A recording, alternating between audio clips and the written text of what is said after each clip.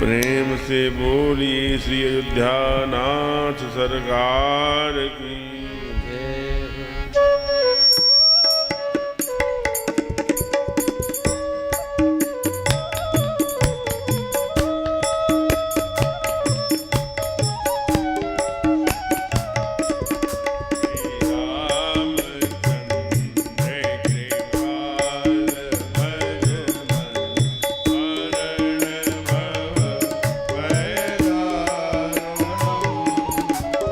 Friend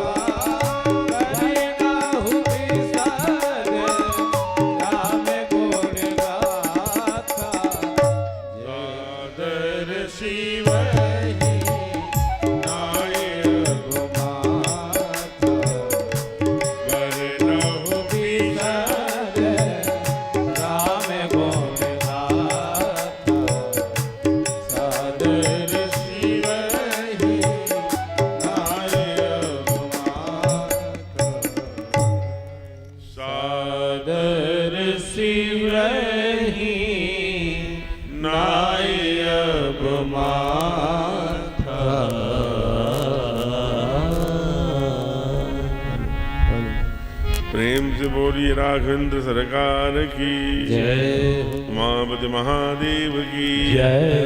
पवन सुत हनुमान की जय।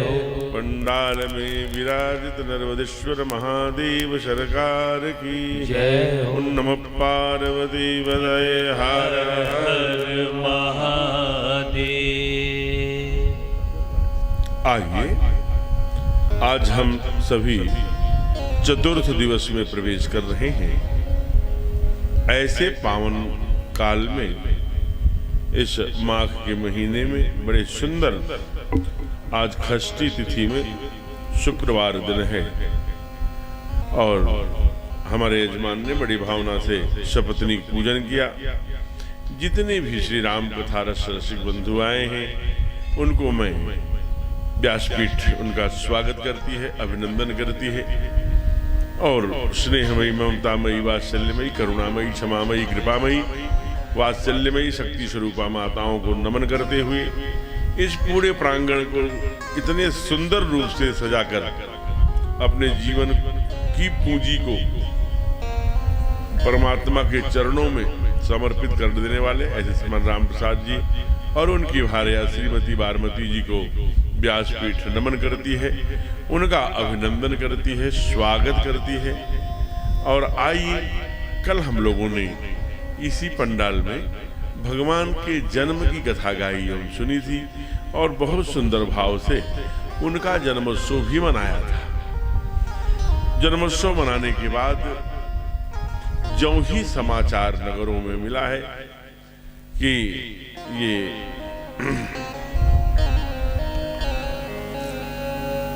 ये मोड़ पंख खत्म हो जाएगा, थोड़ा और दूर कर दो, और दूर करो, और दूर कर दो, या बंद कर दी, छोड़ दी, कुछ देर में चला बंद कर दो। यहाँ से आगे से जीरो नीचे वाला दबाओ, जीरो नहीं समझ, ये बस काम खत्म। चलो आइए। इसलिए जो भी सुन रहे हैं, चाहे वो प्रवासी हो, लोग हो, लुगाई हो, उनके मन में एक अभिलाषा है कि भगवान दिखते कैसे हैं, लगते कैसे हैं। कोई कहता है चंद्रमा के समान है, कोई कहता है कि नीले नीले आकाश के समान है, कोई कहता है कि कैसे बताऊं भगवान अवर्णनीय हैं। आंखों ने देखा है, जैसे कल आगे चल कर के जानकी मैया ने बहुत सुंदर उदाहरण दिया ना, गिरा न नयन बिन बाह। गिरा माने जीभ बता सकती है तो उसने देखा नहीं, और आंख देख सकती है तो उसे बताने का कोई साधन नहीं है। इसलिए परमात्मा बहुत सुंदर है। आइए, सारे लोग लुगाई दर्शन के लिए जा रहे हैं, आप भी आज उनके साथ राजमहल में चलिए, देखिए भगवान कैसे लग रहे हैं। सब लोग यात्रा करिए बड़े भाव से। तो चलो नी सखी देखिया मैं, अरे प्यारे रघुदैया, चलो नी सखी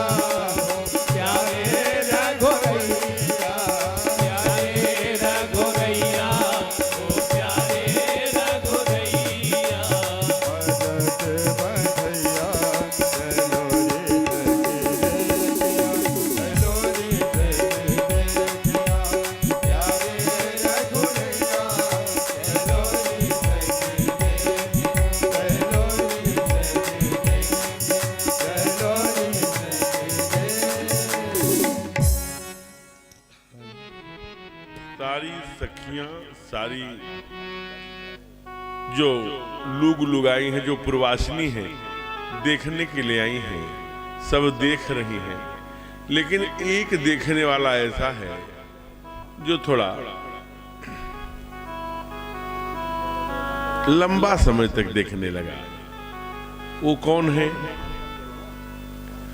मास दिवस का दिवस भा मरम न जाने को,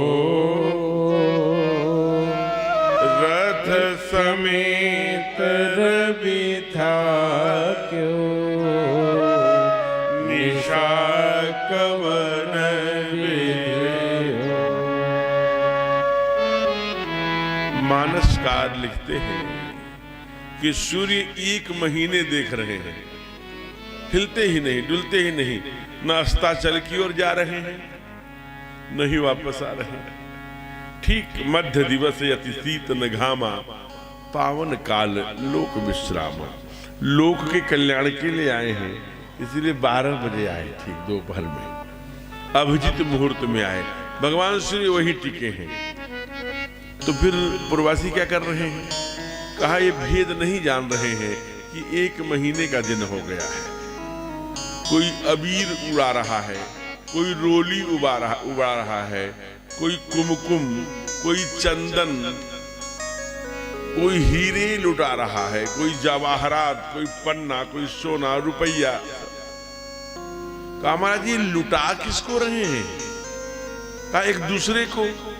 तो कहा एक दूसरे को लुटा रहे हैं तो जो पाते होंगे तो जेब में करना ना, जेब में कोई नहीं रख रहा है।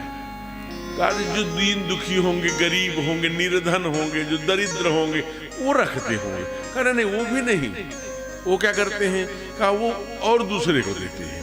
जिन्होंने कभी न हीरा देखा होगा, न पन्ना देखा होगा, न मोती देखा होगा, न रत्न देखे होंगे, वो भी पाते हैं जो जन्म जन्म से निर्धन है, गरीब है, दरिद्र है, वह भी दूसरे को दे रहे हैं। हाँ ऐसे कैसे हो सकता है? का यही तो परमात्मा के केवल राजा दशरथ जी को दशरथ पुत्र जन्म सुनिकाना, मानो ब्रह्मानंद समाना। ब्रह्मानंद माने क्या? ब्रह्मानंद हो जाएगा तो क्या करेंगे? कोई प्रोटोकॉल नहीं रह जाएगा, कोई भेद नहीं रह जाएगा, ऊंच नीच का भेद नहीं रह जाएगा, जाति भाषा का।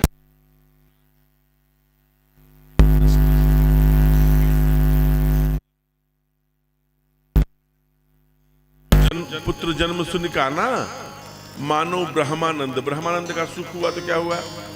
चले गए बाजा बजाने वाले के घर, जहां पर महामंत्री भी नहीं जाते होंगे, पार्षद भी नहीं जाते होंगे, अति नीचे वाले जो वहां जाने के नहीं, सब भेदभाव मिट गया। कहा बोलाई बजाओ बाजा, चलो भैया आज भवन में 4 चाल लाल हुए हैं, बाजा बजा दो। सब प्रोटोकॉल भूल गए, भेद मिटा देता है ब्रह्मानंद। जब ब्रह्म का आनंद होगा ना, सब जीव ही जीव है, न कोई ऊंचा है न नीचा है, न जाति वर्ण में है, सब अपना ही है, एक ही है, सब ब्रह्ममय दिखाई देने लगे तो ब्रह्मानंद। तो ये प्रवासियों को भी हुआ है। धन वैभव रुपया पैसा का भेद मिट गया है, कुछ नहीं चाहिए। इतनी माने प्रसन्नता, तिरेक प्रसन्नता का इतना उत्कर्ष है कि जहां पैसा रुपया धन वैभव सब गौण हो गया है। कहा कहीं लिखा है? कहा हाँ बाबा ने लिखा है। कहा पढ़ के सुनाइए। तब बाबा ने सुनाया। सर्व दीन जब का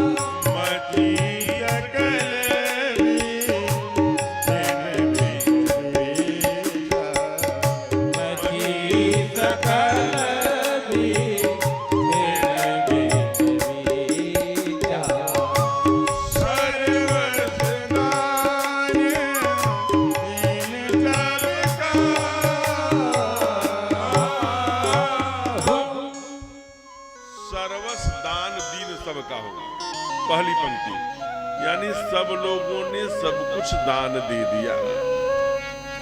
कहा किसको? कहा जेहि पावा राखा तिन ताहू, जो पाता है वो भी अपने पास नहीं रखता। कहा मृगमद चंदन कुमकुम कीचा, इतने उड़ाए गए कि पूरे अवध में कीचड़ हो गया, चंदन का, कुमकुम का, रोली का। कहा कहां पर कीचड़ हुआ?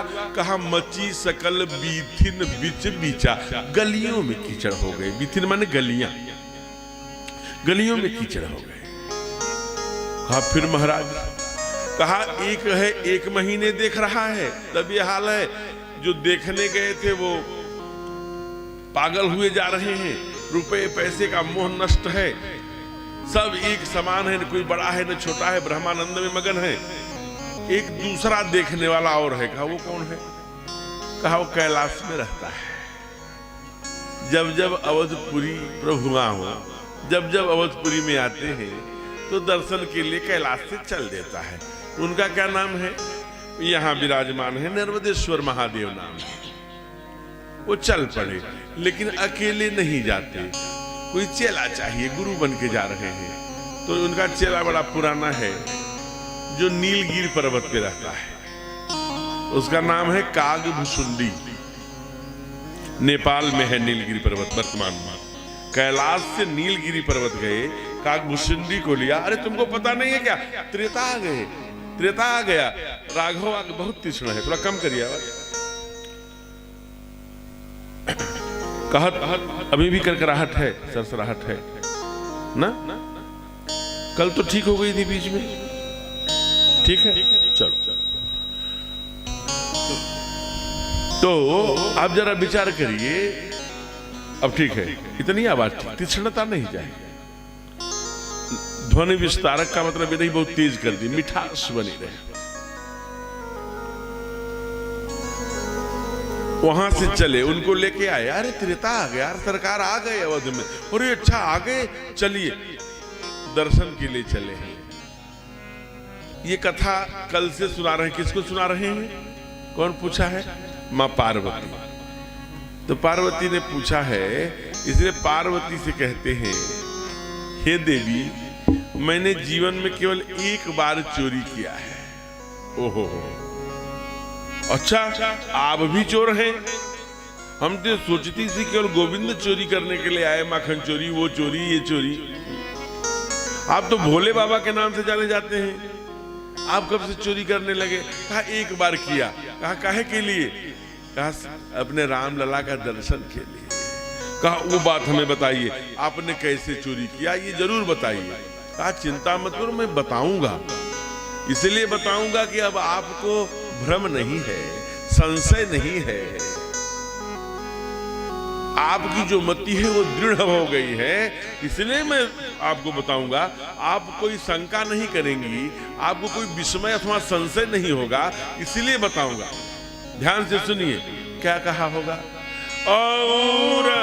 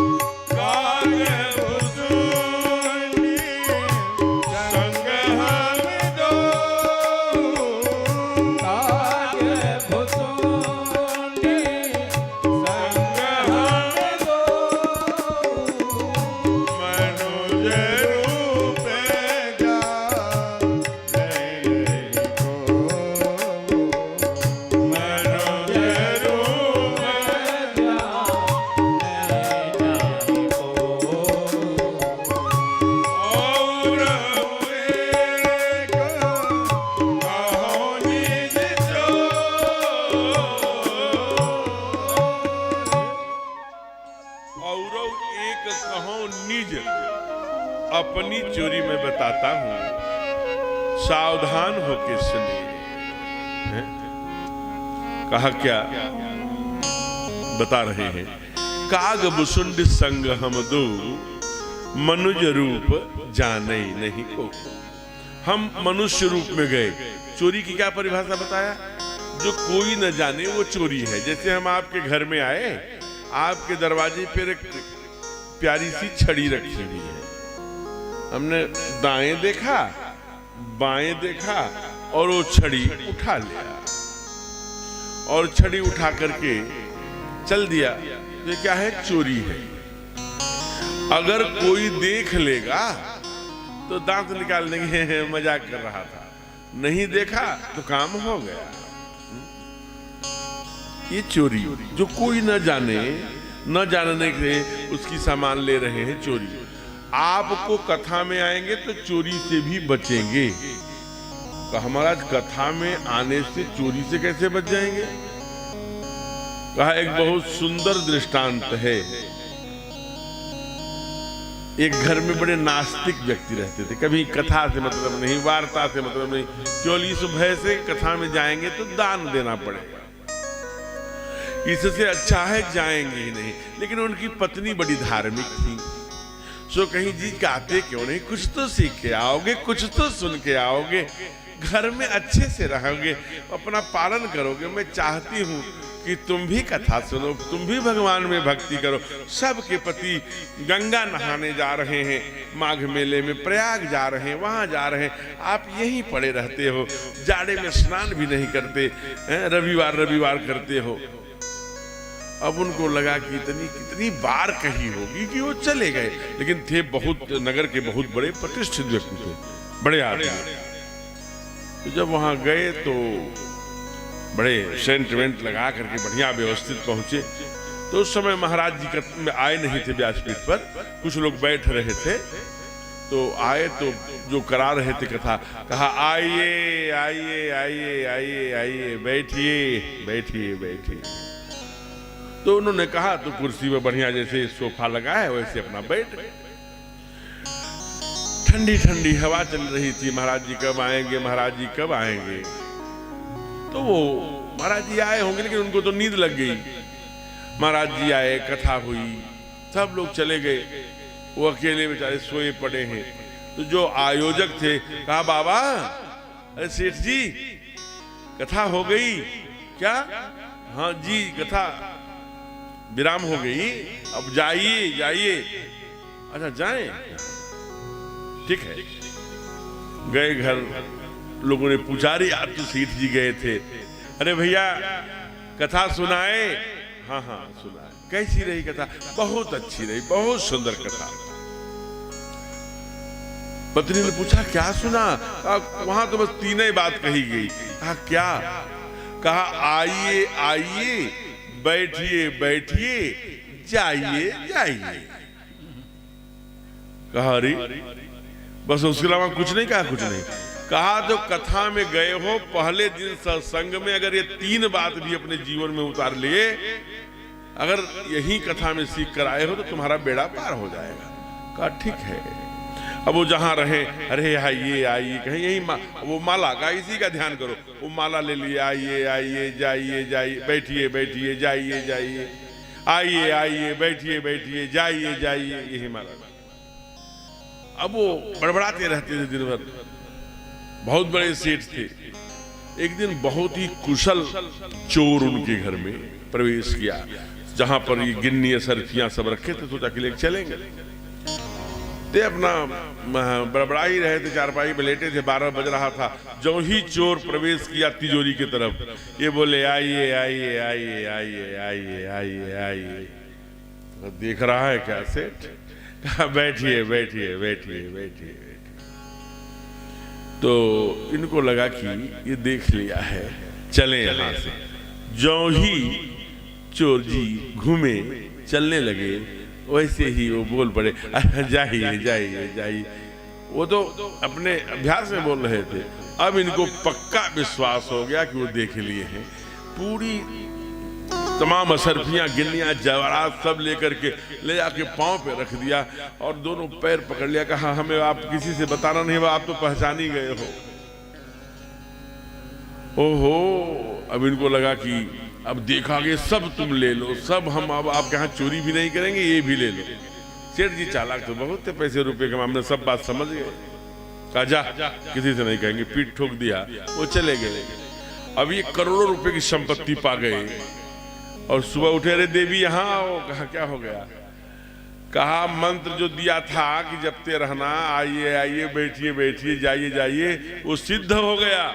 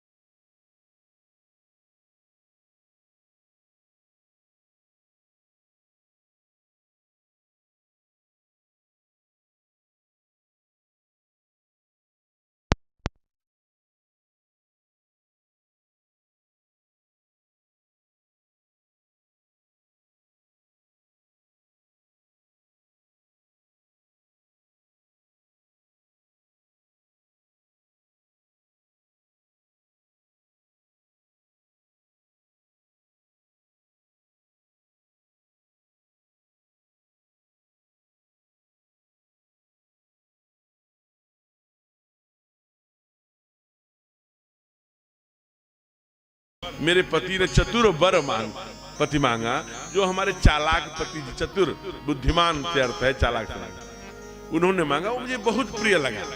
लेकिन मुझे भगवान की मां बनने का ज्ञान दे दो, सहूर आपकी भाषा। इसलिए भगवान की मां बनने का मांगा ना, है? तो भगवान के मां बनने का दिल चाहिए। ऐसा नहीं कि मार्केट में गए, अरे भैया जरा लड्डू गोपाल दिखाना, तो पितर का लड्डू गोपाल ले आए और एक पिंजड़े में ऊपर जैसे तोता पाला है वैसे रख दिया, वैसे फिर मिश्री की डली और कुछ वो खिला दिया। मिश्री की डली जो छोटी वाली आती है, जब लोग हम लोगों को कोई प्रसाद में देता है तो प्रसाद है इसलिए हम लोग भी पा लेते हैं, नहीं तो हम लोगों के उसमें मसूड़ों में चुभती है ना। और जो अभी रामलला है, छोटी छोटी दतिया है। क्यों भाई, मानो तो भगवान नहीं पत्थर, अगर मान रहे हो तो भगवान मानो, नहीं तो नाटक क्यों करते हो भाई? भगवान तो जान रहे हैं ना, मानो तो सजीव मानो, नहीं मत मानो। ये शरीर 5 रत्नों से, तत्वों से बना है। छित जल पावक गगन समीरा, पंच रचित यह अधम समीरा। आग में जब अग्नि डालेंगे, पेट में क्या है? अग्नि है, जठराग्नि। हम लोग भोजन खाते हैं तो वही तो पचाती है, जलाती है। तो उसमें जब हम, जैसे आग जल रही है, हम लोग जौ, तिल, गुड़, इदम अग्नये स्वाहा, इदम अग्नये इदम नमः, तो ये क्या हो गया? हवन हो गया। लेकिन अगर उसमें हम मांस डालेंगे तो ये शमशान घाट हो गया, चिता जल रही है। तो आपके पेट में अगर हवन हो रहा है, हवन वाले हो तभी लड्डू गोपाल को रखना। आपके पेट में चिता जल रही है, मांस मदिरा है, तो मत रखना। अगर अब अच्छा मानो रखा तो क्या करना? सुंदर व्यवस्थित, खूब जाड़ा आ गई तो सुंदर उनके मोजे बना लिया, सॉक्स बना, जूते बना लिए, टोपी पहना दिया, कुर्ती पहना दिया, ऊनी कुछ एक सुंदर सी साल ओढ़ा दी सोते समय। सुंदर दुकान में हलवाई के यहाँ गए, जो टीवी खखार के थूक दिया टीवी वाला मरीज, तो उस पर भी मक्खी बैठी, जाके मिठाई पर बैठी, दूध पर, लस्सी पर बैठी, उस पर बैठी, इस पर मलाई पर भी बैठी। हलवाई की दुकान तमाम मक्खियां कहाँ कहाँ बैठती उसी मिठाई पर, वहीं आके ठूस दिए लड्डू गोपाल। क्यों भाई? उन मिठाइयों पर क्या क्या बैठती रहती। आप अपने घर में इतना सा दूध ले लीजिए, उसी में चावल धुल के डाल दीजिए, थोड़ा सा खांड, कोई 2 दाने मिश्री डाल दीजिए, इतना सा मीठा भात हो गया, वो लड्डू गोपाल को खिला दीजिए भाई, है? जिस पर मक्खियां बैठ रही हैं, कहाँ कहाँ से, जूतों से, थूक से, वो यहाँ से गंदगी से, वो मिठाई लाके जिस पर धूल की एक परत दबी है, उसी को ठूसते। क्यों करते भाई? हैं? अगर यही करना तो क्यों करते हैं? भावना नहीं है। अरे लड्डू गोपाल रखे, जल्दी से बच्चों को स्कूल जाना है, वो जल्दी भोग लगाओ, अब जलती हुई दाल, जलता हुआ चावल लाओ खाओ। अरे कोमल कोमल जीव है, जल जाएंगे, ठंडा करो प्यार से, फिर खिलाओ। नहीं करना मत करो, कोई जबरदस्ती है क्या? है? चले गए सब अपने लड्डू गोपाल से। पोछा लगाते समय ध्यान रखो कि कोई भी जूठा चावल गिरा है तो हमारे लड्डू गोपाल के घुटनों में चिपकेगा, क्योंकि घुटने के बल चलते हैं ना। सब बच्चे चले गए, बेटा चला गया पढ़ने, बाप जो पति है वो चला गया काम पे, कोई घर में नहीं, अब हम अकेली हैं। तो जो कपड़े भोजन बनाने के समय पहने थे उसको बदल लिया, थोड़ा हाथ पैर धुल लिया, अब लड्डू गोपाल को उठा लिया, अकेले बेडरूम में अंदर से बंद कर लिया। अब हम हैं, लड्डू गोपाल है। मेरा लड्डू है क्या? मेरा गोपाल है। महाराज, बूढ़ी माताओं के स्तनों से दूध निकल आया है, ये प्रत्यक्ष घटना है। आप लोगों ने सुना होगा, वो रिकॉर्डर वाले बजाते हैं कि वो गई और वहां गोवर्धन में मैया वो लड्डू गोपाल ले आई, फिर एक बार उसकी बहू से स्नान कराते समय गिर गई, डॉक्टर को बुलाया, डॉक्टर ने जब आला लगाया तो धड़कन थी। वो आप लोग सुनते हो। अभी कल की बात सुनिए, ब्रज की ही बात है, बड़ी सुंदर घटना। वहां एक दिल्ली में कोई सेठ थे, बड़ी उनकी सेठानी भक्ति वाली थी। उनको रमण बिहारी जी ने दर्शन दिया, मुझे बहुत ठंड लग रही है। और रमण बिहारी जी जैसे खड़े हैं, वो एकदम आकृति माँ ने नाप लिया, उसके नाप के तमाम शूज, तमाम कुर्ते, तमाम टोपी, तमाम और बना लिया। लेकिन पहुंच गई तीसरे चौथे दिन, ठंड लग रही, जल्दी करो, अपने पति को जल्दी करो, ठंड लग रही है। रमण बिहारी जी जब वहां पहुंची तो वहां के पुजारी ने पूछा कहाँ है, तो एक पत्थर की बटिया थी, कहा यही है, कहा ये नहीं है, हमने उनको देखा है, उनके हाथ है, पैर है, सर है। अरे प्यारी सी मुस्कुराते हुए, उनको ठंड लग रही है, जल्दी बताओ कहाँ है। लगा कि ये है। पुजारी जी अपने कमरे में चले गए। उसके पति जी मजाक लेने लगे, पहनाओ पहनाओ, कल से ही चलो, जल्दी चलो, जल्दी चलो, ठंड लगे। तब वो रोनी बैठ गई, ऐसा क्यों कर रहे हो, मैं कपड़ा लेके आई हूं, मैंने नाप के बनाया है। पुजारी जी के कानों में जब उसके रोने की आवाज की, तब उनको लगा ओहो, वो पागल नहीं है, मैं ही पागल हूं। लौट के आए, नाप के पहनाया है मैया, कहा हाँ। जब नाप के पहनाया तो पहनाते क्यों नहीं। अब जब माँ ने निकाल कर पहनाना शुरू किया उस पत्थर के बटिया को, तो उसी पत्थर के बटिया से ही हाथ पैर सब निकल आए। जाके दर्शन कर लेना आप, कल की बात, ये कोई हजारों वर्षों की बात है। भावना होनी चाहिए भैया। आज दुनिया देख रही है, आप देख लेना।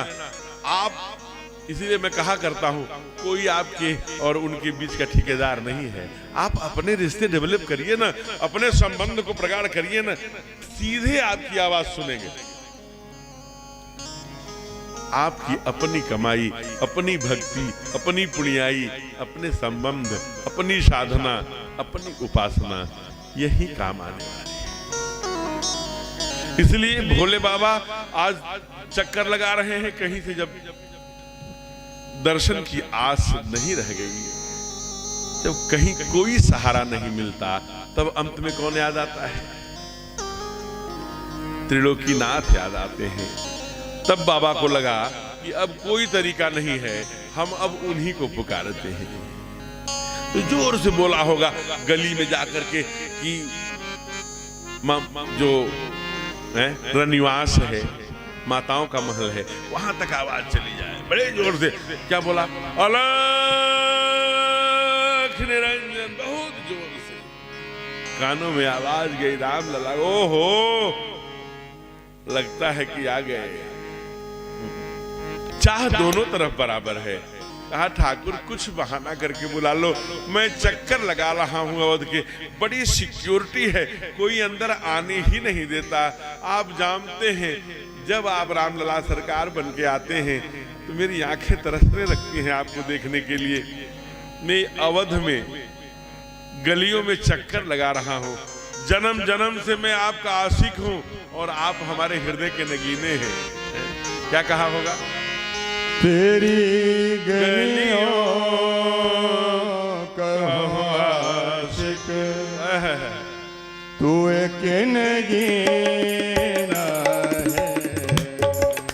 तेरी गलियों का आशिक तू एक नगीना है।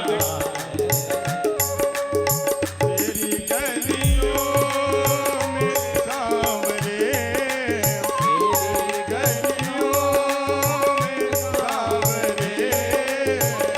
तेरी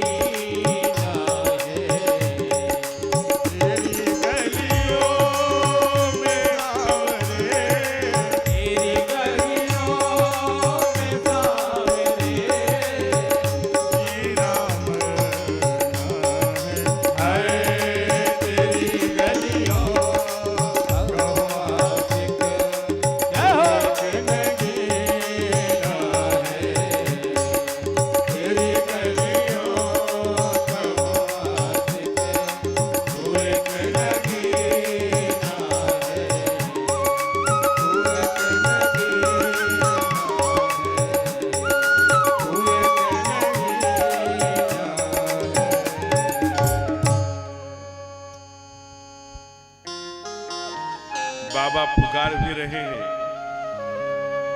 कहा तू ही राघव, तू ही मेरे माधव, तू मेरा भगवान है। तू जब कभी राम बन के आता है तो भी, और श्याम बन के आता है तो भी, भोले बाबा दर्शन के लिए अवश्य जाते हैं। क्यों? बंदौ बाल रूप सोई रामू, सब सिद्धि सुलभ जपत जिस नाम।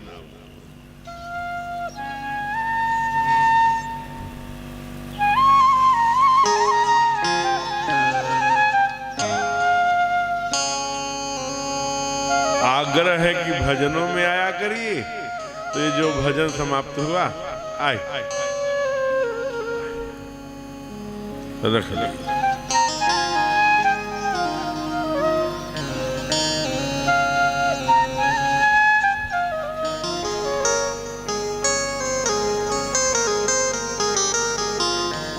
प्रेम से बोलिए राघवेंद्र सरकार की जय हो। ये सारी क्रियाएं चढ़ाने का, बढ़ाने का, हम जब जब भजन गाते हैं 15 से 20 मिनट में एक बार, उस समय आना चाहिए। ये प्रत्येक दिन सूचना हो रही है, उसका पालन करना चाहिए।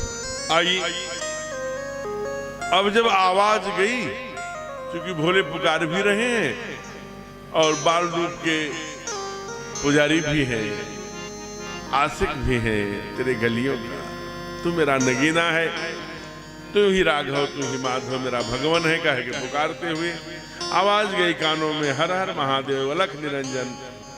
जब अलख निरंजन की आवाज गई तो पहचान गए, अब मैं बुलाऊं तो बुलाऊं कैसे? तो बहाना क्या किया अपने को, क्योंकि बहाना करते भी तो क्या करते,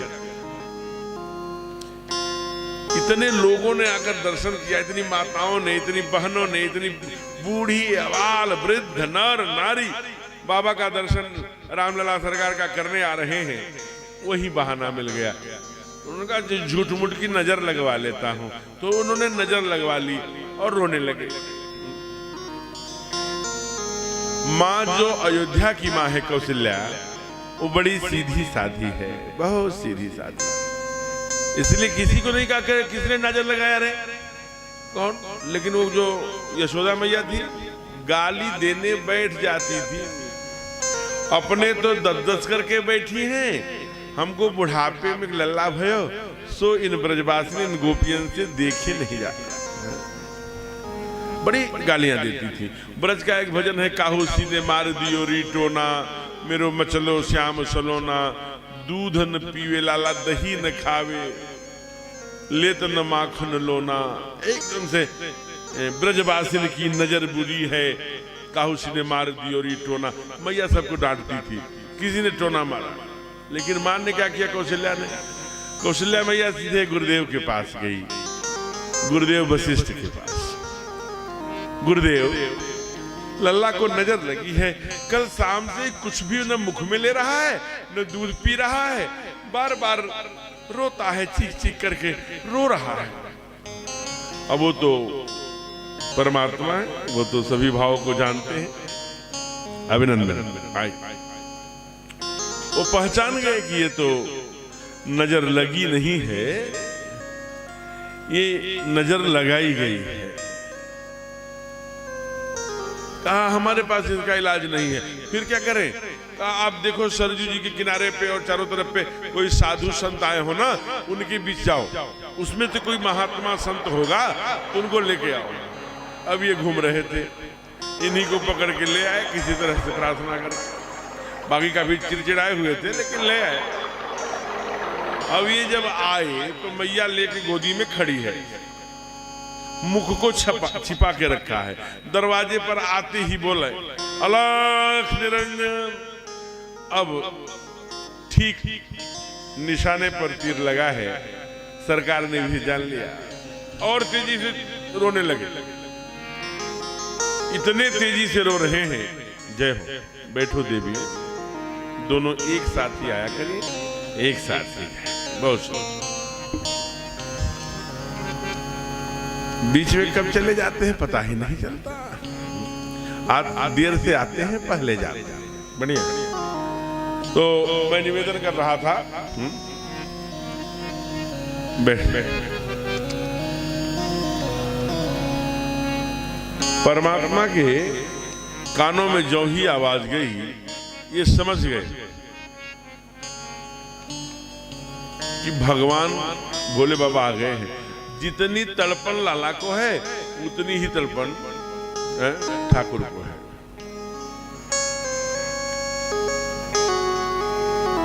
एक बात और मैं बता दूं, कथा पुराण ये सब जो सुनते, जैसे भी ये दोनों बहनें आई हैं एक साथ, करत प्रवेश मिटे दुख दावा, जिम जोगी परमारथ पावा, ये सास ससुर की सेवा में लगी रही होगी, इसलिए विलंब हो गया, दूसरा कोई कारण नहीं है। तो मैंने एक दिन परसों सुनाया था ना कि एक वो जो मनु शत्रुपा है वो चौथे पन में जंगल में चले गए। वैसे आज जगह जगह आप देखेंगे तीर्थों में एक भवन बना है, बनारस में ये देखिए ना, मोमोक्ष भवन। मैं वहां के पूछा कि यहाँ ये मोमोक्ष भवन क्या है, कहा कि आप काशी जाते होंगे, आपके पास में है, यहाँ से 1 घंटे का रास्ता है। वहां पूछा तो कहा कि महाराज जी मैं पटना से आया हूँ। क्या करने आए थे? महाराज जी मैं 10 साल पहले मरने आया था, अब मर ही नहीं रहा हूँ जब से आ गया। तो वहां जितने भवन में हैं लोग वो सब मरने आए, उसका नाम ही है मोमोक्ष भवन। जब घर में लगता कि हम मरने लगेंगे तो मोमोक्ष भवन आते, काशी में मर के तरेंगे, तो तरने आ जाते हैं। तमाम वृंदावन में आप जाइए, क्योंकि ब्रज के लोग सब बैठे हैं, वृंदावन में ऐसे भवन बने हैं जहां आप कुछ निश्चित राशि 10 लाख, 5 लाख, 2 लाख, 8, 3 लाख दीजिए, उस आप नामिनी रहेंगे दोनों पति पत्नी, और उस आश्रम के नाम से जमा हो जाएगा।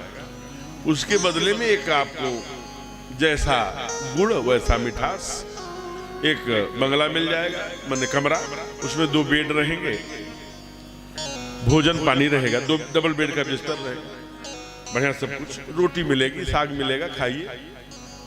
जब बाद में शरीर शांत हो जाएगा तो उसी पैसे का आपके संस्कार कर दिए जाएंगे, भंडारे कर दिए जाएंगे। तो एक महाराज जी कथा सुना रहे थे कि चौथे पन में वो मनु शत्रुपा जंगल में गए और ऐसे गए। तो एक श्रोता जी थे, तो उनको आपके सास ससुर पर कथा नहीं है, मैंने आपको वैसे ही मैंने कह दिया, बुरा मत मान। तो वो मैं अब बहुत हो गया, महाराज जी ठीक कह रहे हैं, अब कहीं चल करके धाम में वहीं आनंद करेंगे, माला करेंगे, तिलक लगाकर सुबह शाम बिहारी जी का दर्शन करेंगे, यमुना जी में गोते लगाएंगे, वहीं आनंद करेंगे। सो सारे अपने जमीन जितने भी अकाउंट थे सब पैसे इकलौते बेटे के नाम से ट्रांसफर कर दिए, सब। फिर कहा बाबू अब तो सारे पैसे रुपए सब अकाउंट सब हमने आपको दे दिया, जाते समय हमें 3 लाख रुपया दे देना, अब हम और तुम्हारी माँ बूढ़ी बूढ़ा दोनों ही वृद्ध हो गए हैं, अब हम लोग ब्रज में रहेंगे, वृंदावन में रहेंगे, बिहारी जी की तरफ। ठीक बाबू जी, जब आपको जाना होगा आपके ही पैसे हैं, ले लीजिएगा। बाबू ना मैं होली के तुरंत दूसरे दिन जाऊंगा। अच्छा ठीक, होली आ गई। अच्छा बाबू वो पैसे दे देना, मुझे जाना है, मैंने आरक्षण टिकट कराना है। अरे पति भी तो वहीं थे, पहली रोटी खाने वाले, छोटू के पापा। तो अरे देवी वो है ना, बाबूजी और माताजी जाना चाहते हैं धाम में, वो 3 लाख रुपए अकाउंट से निकाल करके दे दें। चुप रहो, कहाँ है पैसे? सब सट्टे में डूब गए, थोड़े बहुत इधर उधर से बच्चे भी थे, तो वो मोदी ने नोट बदली की तो उसमें पकड़ लिए गए। ऐसी माताएं भी मिली आदरणीय मनोज जी, जो अपने बच्चे की कसम खाई थी कि हमारे पास जहर खाने के लिए पैसे नहीं है, उनके बाखत से भी मैंने 50,000 और लाखों रुपए निकले। वो पड़ोस के जो ठेकेदार, कोई बाबू बोला यहाँ आओ, किसी तरह से हमारे घर के न जाने कहीं से बदल के ले आओ। बदलवा पड़ोसी वाले जो बच्चे हैं वो बदल बदल के ला करके आंटी जी को, क्योंकि आंटी जी अब भी लगी है कि ये न जानने पाओ दुनिया और जाने जाए। तो चिंता मत करो, हम समझ लेंगे, कहीं नहीं जाना। अब बेचारे जो पैसा था, रुपया था, जमीन जायदाद सब बाबू के नाम से कर दिया। कहाँ है पैसा? सब पैसा नहीं है, चलो चुपचाप पड़े रहो। अब वो रोटी खींचो तो टूटे ना। अब बूढ़ों का दांत उसे चबा नहीं पाते थे, उसे निगल नहीं। दाल में डूब के खोजो तो एक आग दाल नहीं तो जल ही। पैकेट वाले में भी रेड वाले से नहीं, ग्रीन वाले दूध का वो पानी वाला एकदम उसी से चाय, मोहिनी वाली एकदम जो खुली आती है वो वाली चाय डाल दिया, लो। बेचारे एकदम लगा कि हम मर जाएंगे, पतले दुबले हो गए, आंखों में आंसू। अब पैसे मिलने को नहीं रहे, अकाउंट ट्रांसफर कर दिया, प्रॉपर्टी ट्रांसफर कर दिया, अब क्या करें? तब बूढ़ी माँ ने कहा एक उपाय है। क्या उपाय है? कहा वो जो नर्मदेश्वर महादेव में गड़ईडीह में हर साल कथा होती है, वहीं पंडित जी बताए थे कि जंगल में ऐसा तीर्थ में जाना चाहिए, रामायण सुरतर की छाया, दुख भय दूर निकट जो है, वही कथा करने आएंगे ना, तो उनसे ही पूछेंगे ये क्या कर दिया। यहाँ तो दुख दूर कहने के लिए सुख ही दूर हो गया। वो समय आ गया, कथावाचक जी आए, पहुंच गई दोनों बूढ़ा बूढ़े। पंडित जी ये क्या बताया? व्यास जी महाराज जी ये क्या बताया? हमारा जीवन ही क्या हो गया, क्या हो गया? कहा वो मैं पिछली बार नहीं आया था, कोई दूसरा। अरे कोई दूसरा बताए तो आप ही लोगों का ढोंग है। क्या बता दिया? आप ही तो कहे थे कि ब्रज जाना चाहिए, वहां धाम में जाना चाहिए, जीवन ऐसे रहना चाहिए, चौथे पर में वो। कहा मैंने कब कहा था? कहा मनु शतरूपा के। कहा मनु शतरूपा कब गए थे जंगल में? कहा त्रेता में। कहा ये क्या है? कहा कलिकाल है। कहा जब 6 महीने साल भर की दवा एक्सपायरी हो जाती है तो त्रेता का काम कलयुग में करोगे तो एक्सपायरी दवा खाओगे तो विष तो फैलेगा। लेकिन चिंता मत करो, मैं बताऊं, अब रामायण के पास आए हो तो रामायण कोई समाधान निकालेगा। काहे अपने चेले को कहा ए बच्चा जरा आरती की थाली लाना। अब आरती की थाल ले आए, उसमें से एक मुट्ठी वो रिजकारी सिक्के निकाला। नहीं, हम आपसे पैसे मांगने नहीं आए हैं, हमारा कुछ कल्याण ही कर रहे हैं, लो। तो उसने अपने उसमें ले लिया अपने आंचल में। कहा अब मेरी बात ध्यान से सुनो, तुम्हारे पास कोई बॉक्स है, संदूचकी है, कोई बक्सा है, कोई बड़ा पात्र? कहा हाँ, मेरी माँ ने, बूढ़ी माँ के आंखों में आंसू, अपने मैका याद है। हाँ, जब मैं विदा हो रही थी शादी करके ना, तो मेरी माँ ने एक पीतल की संदूचकी दी थी, वो मैं रखी हूँ। बस हो गया काम। कहा क्या करना है? कहा ये 10-12 जो हम सिक्के दिए हैं रिजकारी, वो उसी में डालना और पूरा बॉक्स पत्थर से भर देना, कंकर पत्थर से। कहा क्यों? कहा कि ले तो जाओ, जब पहली नींद तुम्हारे बेटा बेटी सोए उसी समय इसे पटकना और पटक करके गिनना और कम से कम 10,000 तक गिनना। इससे क्या होगा? अरे करो तो। अच्छा ठीक है, कह रहे हैं एक बार करके देखते हैं। घर आए, अब जल्दी जल्दी देख रहे हैं कब बहू सोए, कब बेटा सोए। बेटा तो थका आया, नौकरी से सो गया बेचारा, बहू वहां जा रही है, यहाँ जा रही है। आजकल वो विश्वामित्र जी की तरफ पहनने के लिए आ गया, इसी में डाल दो तो कुछ पहनने की आवश्यकता नहीं, बस यहाँ पकड़े रहता। तो पहन लिया, कभी उस कमरे में, कभी इस कमरे में, कभी उस कमरे में। वो पति को दूध देना, फिर उसको देना, फिर बच्चों के बेडरूम इधर उधर करके, कभी किचन में, कभी देख रहे हैं कब सोएगी, कब सोएगी। जब ये भी गई कमरे में और अंदर से सिटकिनी बंद करी होगी, तभी ये लोग वो लिया संदूचकी और उठाया और अब फिर अपना जैसा जैसा महाराज जी ने कहा था वैसे वैसे करने लगे। बाबा ने कहा चुप चुप चुप चुप, जल्दी गिन के रखो, छिनवावेगी क्या? 1 2 3 4 5 2,000 10,000 15,000 20,000, जल्दी रखो, छिनवाओगी क्या? अब इतना सुनना था कि बहू के कान खड़े हो गए। पति के पास पहुंची, अभी पहली नींद थी, कच्ची नींद थी, भुजाओं को पकड़ा, उठो उठो, अब बेचारे एकदम से क्योंकि पहली नींद बड़ी थोड़ी सी ठीक से आती है, थके हुए। क्या हो गया? कौन से चोर डाकू आ गए? क्या बात है? चुप रहो। चोर डाकू आ गए। सबसे बड़े चोर और सबसे बड़े डाकू तो तुम्हारे माता पिता हैं। कहा क्या? मेरे माता पिता चोर डाकू कैसे हो गए? कहा बिल्कुल है। वो रात में 10,000 असरफियां गिन रहे थे। हमने अपने कानों से सुना 20-25 हजार छिपा के रखे हैं। तुम्हारे से कुछ 10-5 लाख रुपए अकाउंट दे दिए, जमीन जायदाद, असली रुपए तो अब छिपा के रखे हैं। कहा तुमने ही तो नहीं लेने दिया, जाने दिया। अब तक चले गए होते धाम में, सारी प्रॉपर्टी हम ही को देके जाते। तुमने ही बिगाड़ा है। कहा तुम अभी जानते नहीं, हम अगर बिगाड़ सकते हैं तो बना भी सकते हैं।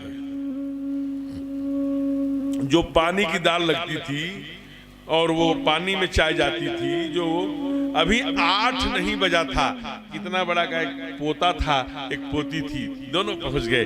दादी दादी, बाबा बाबा, मम्मी ने पूछा है कि जलपान में गोभी के भरुआ पराठे खाएंगे कि मूली के?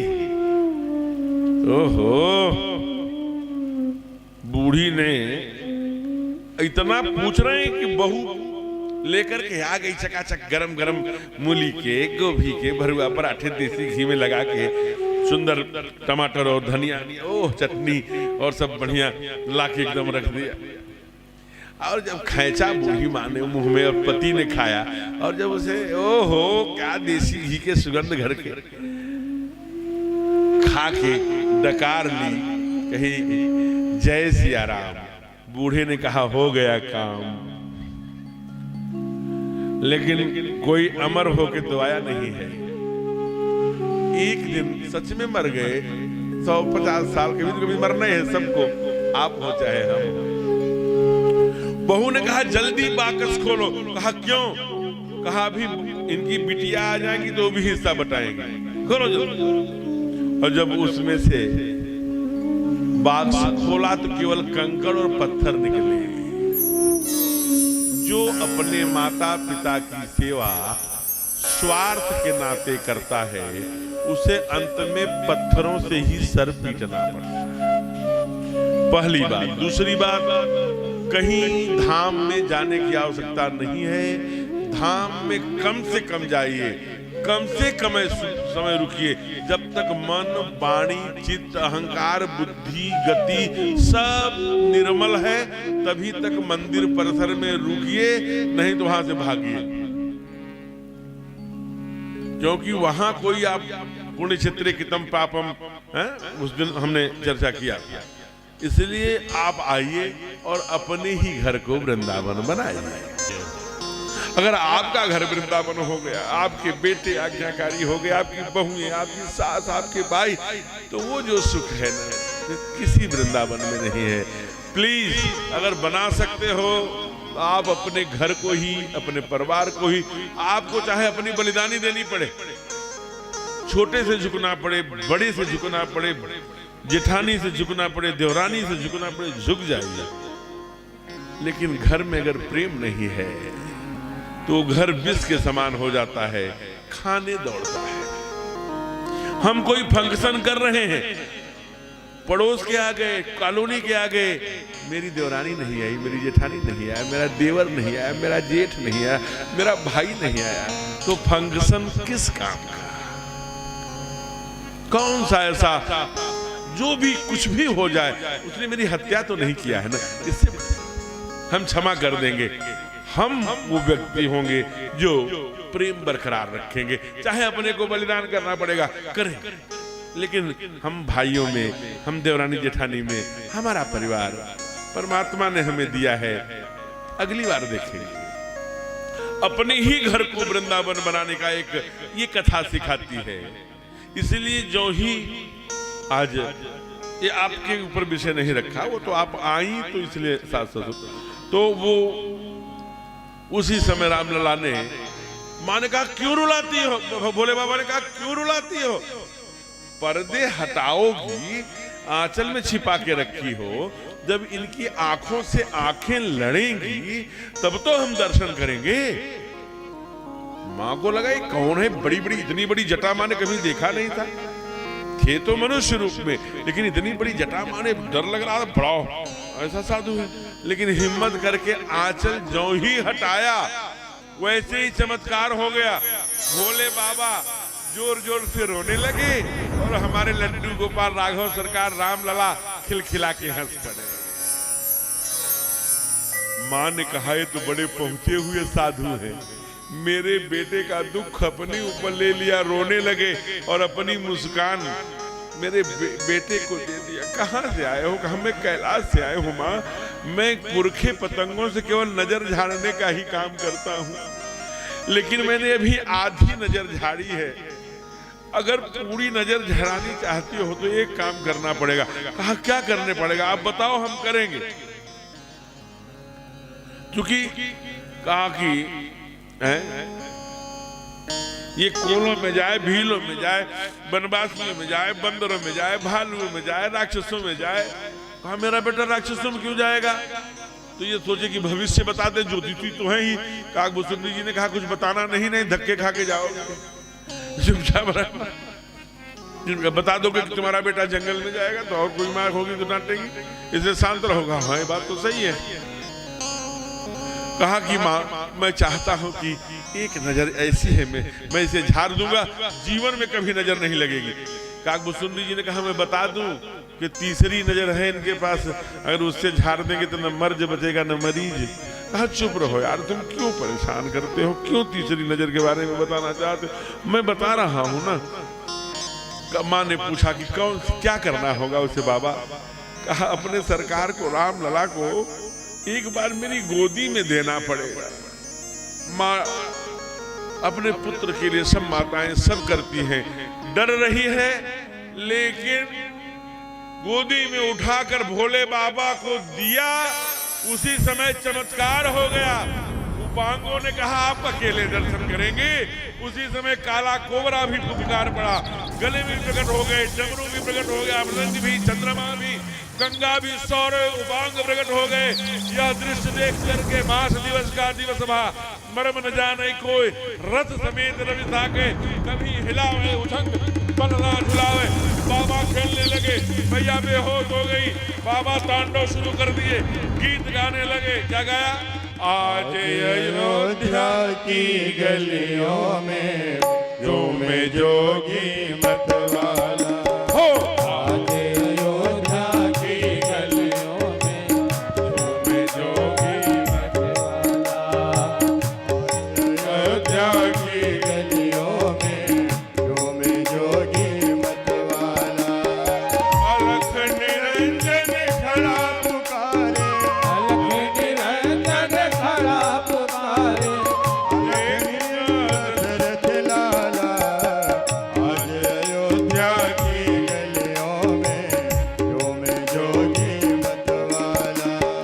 आज अयोध्या की गलियों में मीठी मीठी ताली।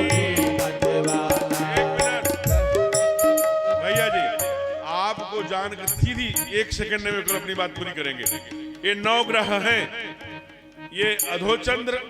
अब ये देखो, ये गुरु का पर्वत मानते हैं हम लोग ना, हैं? आई अभिनंदन। ये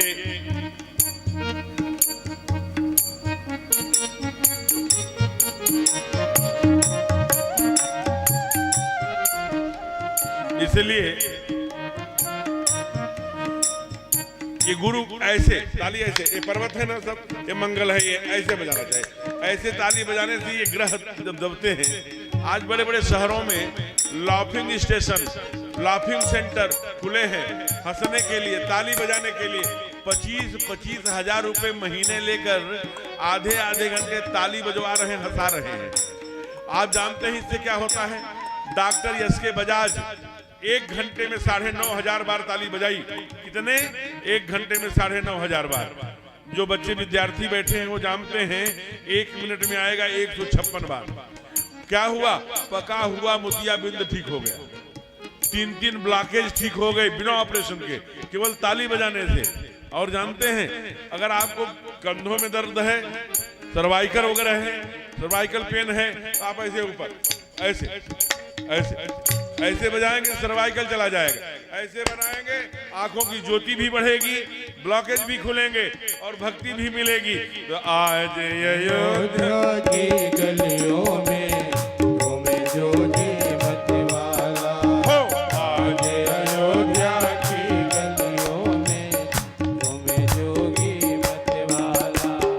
अलख निरंजनी खड़ा पुकारे, अलख निरंजन खड़ा पुकारे, अलख निरंजनी खड़ा पुकारे, अलख निरंजन खड़ा पुकारे। देखूंगा दशरथ लाला। आज अयोध्या की गलियों में घूमे जोगी मत वाला। आज अयोध्या की की गलियों में घूमे जोगी मत वाला। जय राधे।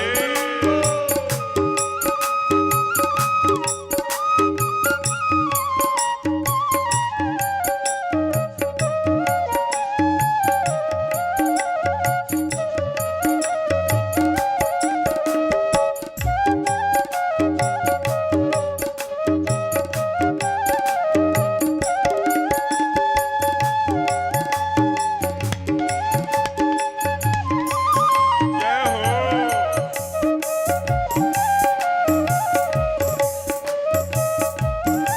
एक नजर ही तो देखा था।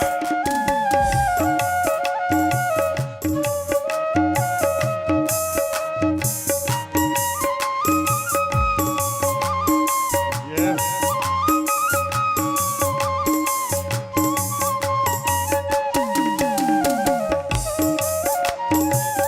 जय हो।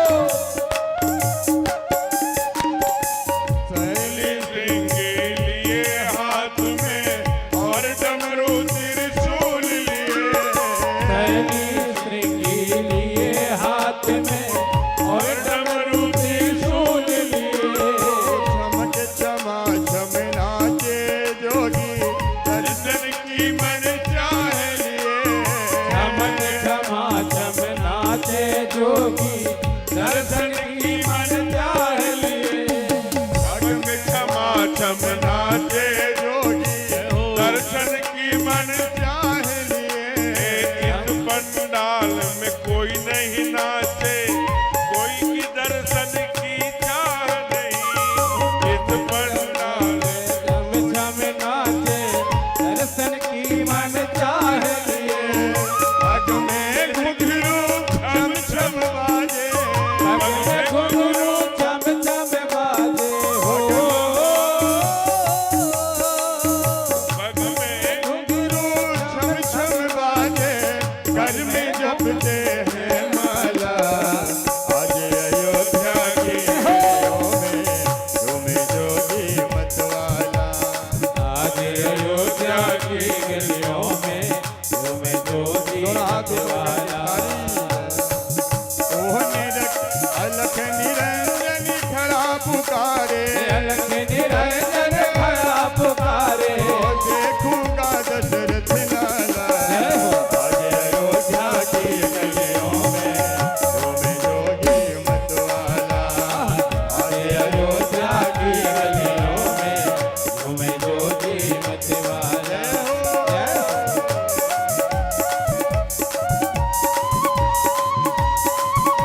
जय हो। जय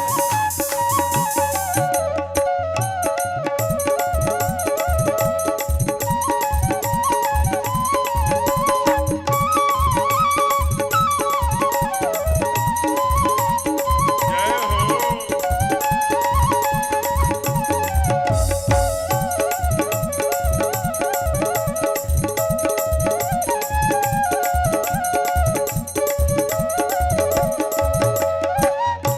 विभूत रमाए जोगी बाघंबर कट में सोहे। अंग भभूत रमाए जोगी बाघंबर कट कर सोहे। अंग विभूत रमाए जोगी बाघंबर कट में सोहे। अंग भभूत रमाए जोगी बाघंबर कट कर सोहे। जटा जोट में गंग विराजे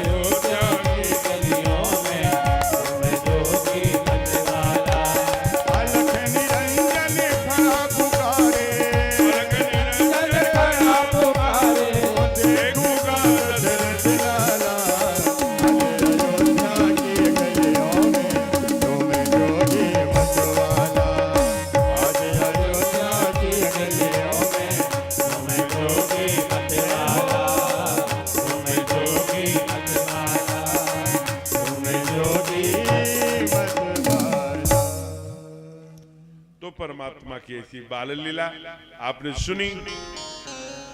अब ठाकुर हमारे थोड़े बड़े हुए। कितने बड़े हो गए? माताओं को यह आवश्यकता पड़ने लगी कि अब लल्ला लल्ला रघुरैया रघुरैया कहना कब तक ठीक रहेगा। एक दिन सायंकाल जब राज दरबार से चक्रवर्ती जी आए हैं तो माताओं ने भोजन पर कहा है,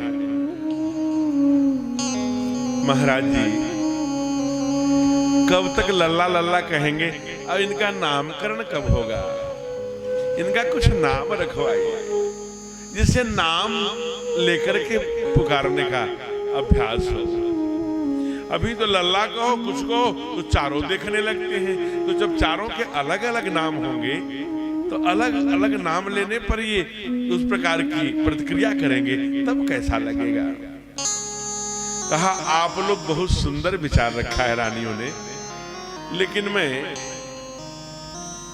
इनका नाम नहीं रख सकता। क्यों?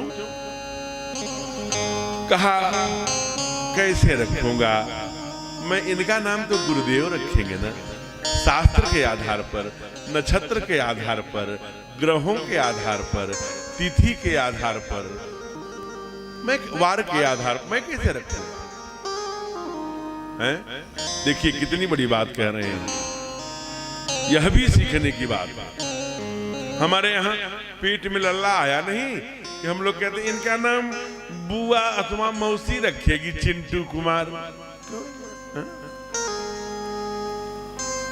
आप अगर उसकी राशि है सिंह, आपने रख दिया बैल, जीवन भर डरता रहेगा।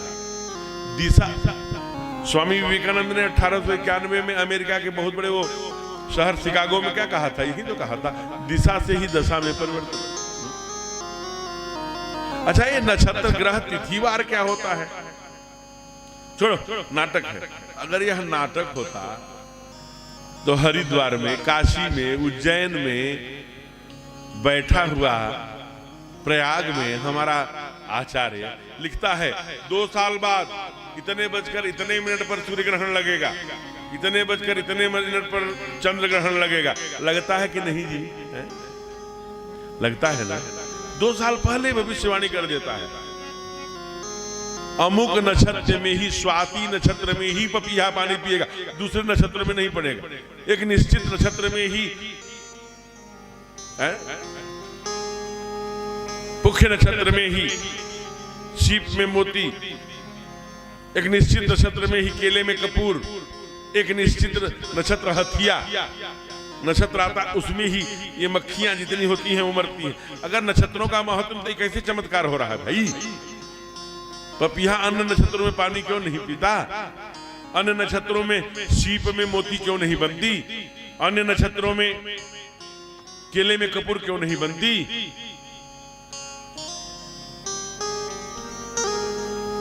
चलिए भैया भजनों में आए। भजन जब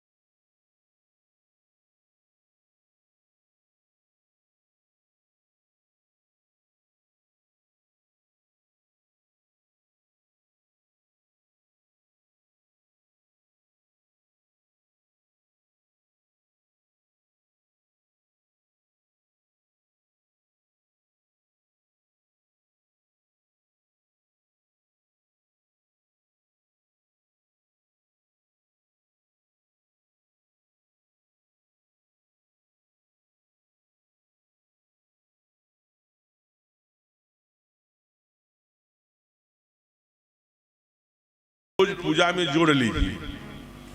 तो आपके पास आनंद, आपके पास अन्न का संग्रह, आपके पास शत्रुओं का विनाश, शत्रु आपको पराजित नहीं कर सकता, और समाज में प्रतिष्ठा, ये चारों भाई के नाम से मिलती है।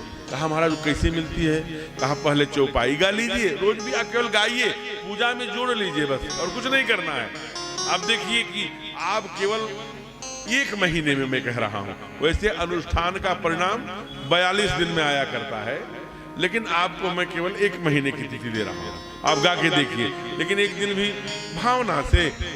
अब ऐसे नहीं कि सारा काम गप मारने के लिए समय है, दुनिया की त्रासदी सुनने के लिए समय है, दुनिया की पंचायत करने के लिए समय है, नाना प्रकार की बातों के लिए अपने गलियारे के मोड़ पर खड़े हो गए, 2 घंटे खड़े होने की समय ही नहीं है। सबके लिए समय है।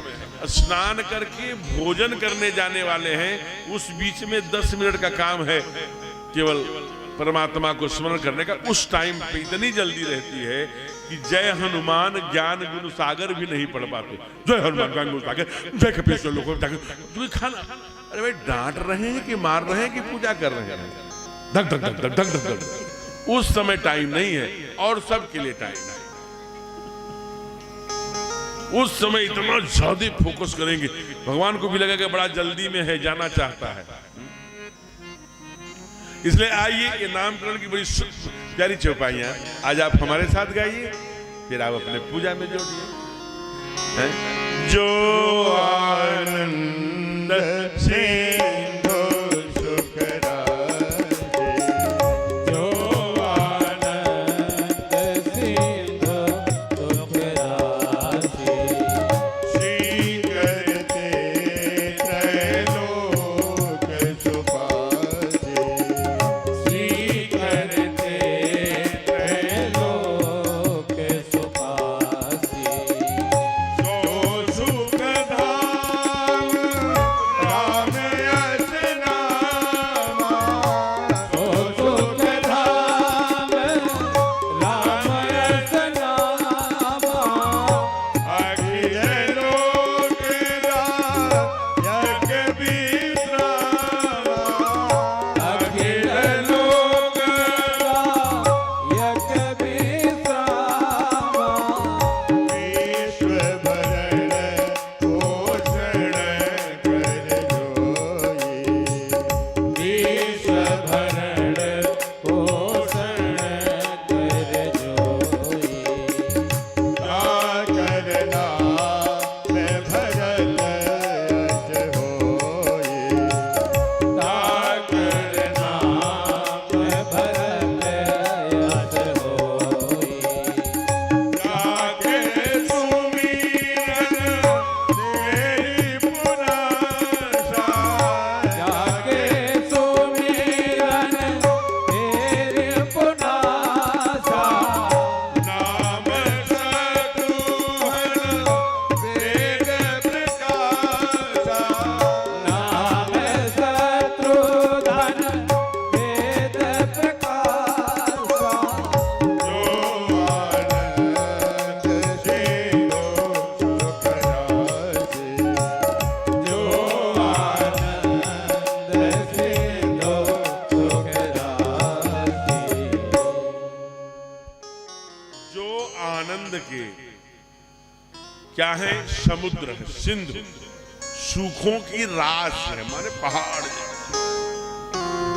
सीकर से उस सुख और उस आनंद के सीकर से तीनों लोग संतुष्ट हो सकता है। सीकर क्या है? अणु परमाणु, परमाणु से सूक्ष्मेतर की गणना हमारे वैज्ञानिकों ने किया। विज्ञान ने बताया कि अणु है, ये परमाणु है, उसके नीचे प्रोटॉन प्रोटॉन क्या, वो तो बता सकते हैं विज्ञान वाले।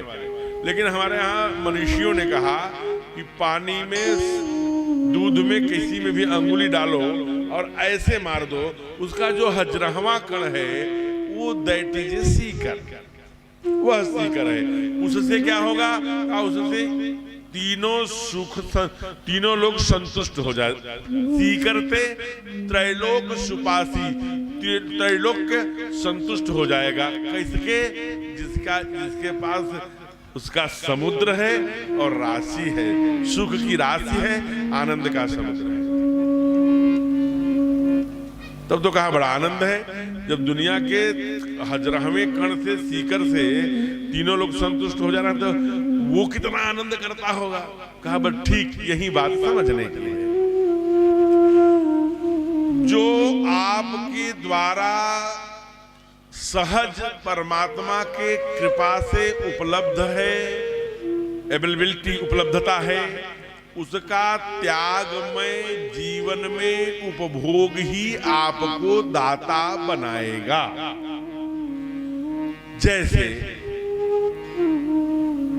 भगवान के पास आनंद है और सुख है, दोनों नहीं भोगा ना है? किसी कवि ने कहा भगवान राम बन गए इसलिए बन गए, या आज गाए जा रहे हैं। इतनी बड़ी जो कहा कि जरा पढ़ना, त्यक्त्या त्यक्त्या सुदस्तज सुरेश राजलक्ष्मी धर्मिष्ठया निर्वचसा यदगादरण्यम् मायामृगं दयित येप्सित मन्मधावत् वन्दे महापुरुष ते चरणारविन्दम्। त्यक्त्या, क्या त्यक्त्या, क्या त्याग दिया? कहा सुरक्षित जो सुरों को अपेक्षित राज्य लक्ष्मी त्यक्त्या, उसको ठोकर मार दिया। जो देवताओं के लिए भी अपेक्षित है, जिसके लिए तरस रहे हैं। कहा फिर क्या किया अगर उसको ठोकर मार दिया तो? कहा धर्मेष्ठ आर्य वचसा यदगादरणीयम्। धर्म के लिए परित्राणाय साधूनां विनाशाय च दुष्कृतां धर्म स्थापनार्थाय ना, इसलिए धर्मार्थ आर्य वचसा यदगादरणीयम्। धर्म की स्थापना के लिए ठाकुर क्या करते हैं? कहा माया मृगम दैत यक्षित मन्मधावत्। यह जानते हुए भी ये माया का मृग है, नंगे पांव उन पत्थरों में धनुष बाण लेके प्रभु भाग रहे हैं। राजमहल का सुख छोड़कर ऐसे परमात्मा को वंदे महापुरुषोत्तम चरणारविंदे। श्रीमद् भागवत की श्लोक है, एकादश स्कंध की। ध्येयं सदा परिभोगन मिश्रितोहम तीर्थास्पदम स्यो विरंजनितम शरण्यम भृत्यार्थिहम प्रणतपाल भवाब्धिपोतम वंदे महापुरुषते चरणारविंदम त्यक्त्या सुरक्षित सुरक्षितता। ऐसा परमात्मा जो जीवन में सबको छोड़ दिया धर्म के लिए, जानते हुए कि मेरा बाप मरेगा, आनंद नहीं लिया, न सुख भोगा। मैं चार भगवान है ना, ये तो जान ही रहे हैं कि मैं जंगल में जाऊंगा तो पिताजी का देहांत हो जाएगा, लेकिन अवश्य में वो भोक्तव्यम कृतम कर्म शुभाशुभम न क्षीयते कर्मः कोटि जन्म शतैरपि के सिद्धांत का खंडन नहीं किया। परमात्मा होते हुए भी सबके कर्मों का लेखा जोखा अलग अलग है, इसे सिद्ध किया। भटकता रहा पथरीली मार्गों में। आज आप जाइएगा कभी, जरा सोचिएगा, आप चित्रकूट की परिक्रमा करिएगा, मध्य प्रदेश उत्तर प्रदेश संयुक्त राज्यों के प्रयास से इतना चिकनी परिक्रमा बन गई है, फिर भी वो हम सबके हराठी पैर में चुभती है। हमारे ठाकुर कठिन भूमि कोमल पद बांधा। जब हनुमान जी ने देखा तो कहा कि अरे केवल पैरों को देखकर पहचान गए, क्योंकि चरणों में ही प्रणाम किया था ना, विप्र रूप धर सुंदर हुआए। तो वो कहा कि आप इतना कोमल पैर केवल ठाकुर का हो सकता है, इसलिए पहचान लिया। वो पथरीली राहों पर घूमते रहे। भरत ने अन्न को मना कर दिया। भैया हमारे फल फूल खा के जी रहे, मैं अन्न खाऊंगा। चले गए नंदी गांव। नंदी गांव कभी समझ में आता है आपको? नंदी गांव कोई नहीं है, अवध की गौशाला है नंदी वहां, इसलिए उसका नाम ही पड़ गया नंदी गांव। गौशाले में चले गए। 42 फीट नीचे कुमार भरत रहते हैं, ठाकुर को हमारे याद करते हैं, रोते हैं, आंसू बहाते हैं। शत्रुघ्न को कह दिया कि आपकी जिम्मेवारी है, कोई समस्या आई आप हमें बताइए, लेकिन खड़ा हूं। वो राज्याभिषेक कराया, कहा रक्षा कर। अब जरा विचार करिए, भरत ने अन्न छोड़ दिया। गुरुदेव के कहने पर भैया 2 मिनट बैठ जाते, बस अभी आ जाइए, अभी भजन होने वाला है। तो मैं निवेदन कर रहा था, जरा आप विचार करिएगा, स्वयं गुरुदेव गए हैं और मैया गई हैं। कहा भरत, जैसे जब भरत पैदल चल पड़े तो पालकी लेकर गई है माँ, कहा मेरी पालकी भरत के पास ले चल। भरत के पास पालकी का, कहा भरत तू पैदल चल रहा है? कहा ठाकुर जी हमारे रथ से गए हैं तो सबसे सेवक धर्म कठोरा, सिरवर जाऊं उचित असमोरा, माँ मैं सिर के बल जाऊं यही तो मेरा धर्म है। कहा तुम्हारे चलत चले ही सब लोग, तुम पैदल चलेगा ना सब लोग पैदल चलेंगे, ऐसे में सबको कष्ट देना चाहता है क्या? तो माँ की आज्ञा पाकर, गुरु का निर्देश पाकर के वो आगे बढ़े। आज वही गुरु और वही माता भरत से कहते हैं बेटा तू जिंदा रहेगा, तू स्वस्थ रहेगा, तभी तो तेरे भैया आएंगे तो तुझे दिखना चाहिए ना, इसलिए थोड़ा कुछ खाया कर। बार बार आग्रह करने पर गाय के गोबर से निकालकर गेहूं को धुलवाकर इतनी बड़ी टिकिया बनाकर शाम को खाता है भाई।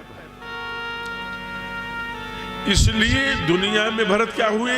विश्व भरण पोषण करने वाले हो गए। जिन्होंने अन्न का त्याग कर दिया वो दाता किसके बने? अन्न के। जिन्होंने आनंद और सुख का त्याग कर दिया वो दाता किसके बने? आनंद और सुख देने। शत्रुघ्न ने कभी शत्रु को मारा नहीं तो दाता किसके बने? शत्रुओं की रक्षा के।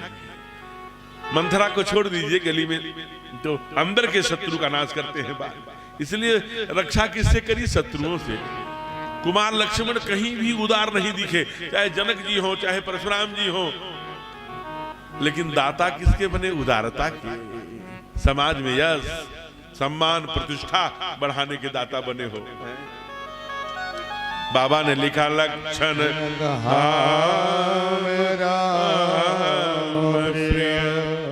सकल जगत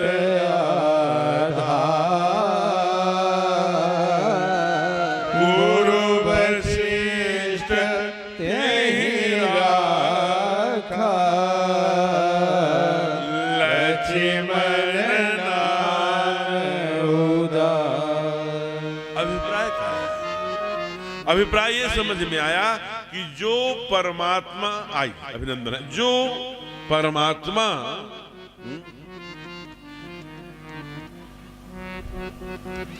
के द्वारा हमें सहज उपलब्ध है, हम उसका त्याग पूर्वक भोग करेंगे तभी उसके दाता बनेंगे। इसलिए घनश्याम दास बिड़ला ने अपनी आत्मकथा में लिखा कि आने वाले पीढ़ियों अपने अंदर सद्गुण बनाए रखना और त्याग पूर्वक संपत्ति का उपभोग करते रहना, नहीं तो शास्त्र के आधार पर परमात्मा बदल देगा। बड़ी सुचिता चाहिए, बड़ी तब बड़ी सुंदर आदर्श प्रस्तुत किया। नामकरण हुआ, उसके बाद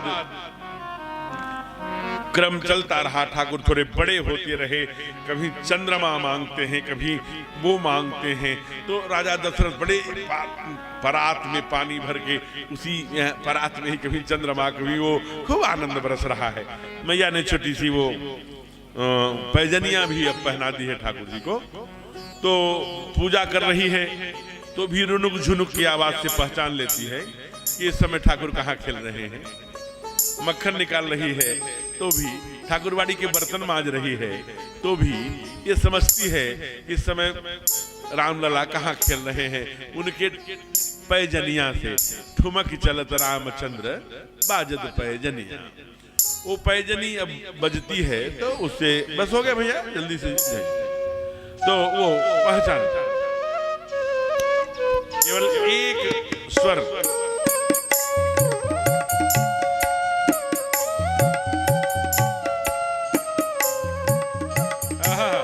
आंखें बंद करके वही राजमहल में पहुंच गए।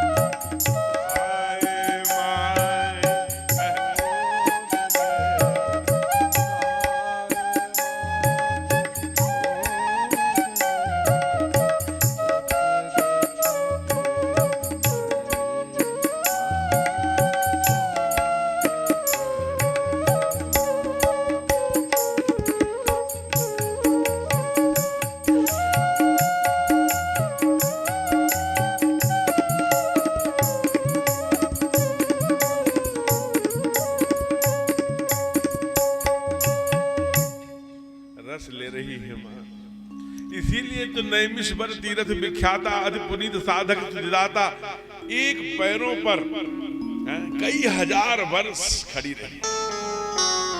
विधि हरि हर तप देखी अपारा, मन समीप आए बहुबारा, परम धीर नहीं डिगहि डिगाया। क्योंकि ब्रह्म को ही बेटा बनाना चाहने का संकल्प लिया था, इसलिए आज वो रस ले रही है। एक दिन की घटना है, भगवान का सुंदर श्रृंगार किया, कर श्रृंगार परना पौड़ा, सुंदर सा पलना है, कहीं चुभे ना, इसलिए सुंदर सुंदर पलनों के किनारे किनारे पे बड़े मखमली सारे वो कपड़े लगे हैं। सरकार को ही सुलाया, पहुंची ठाकुरबाड़ी में, जैसा श्रृंगार करके सुलाया था वैसे ही श्रृंगार करके देखा कि मंदिर में मां ने गालों पर थपकी लगाई, तू यहां क्या कर रहा, कैसे आ गया?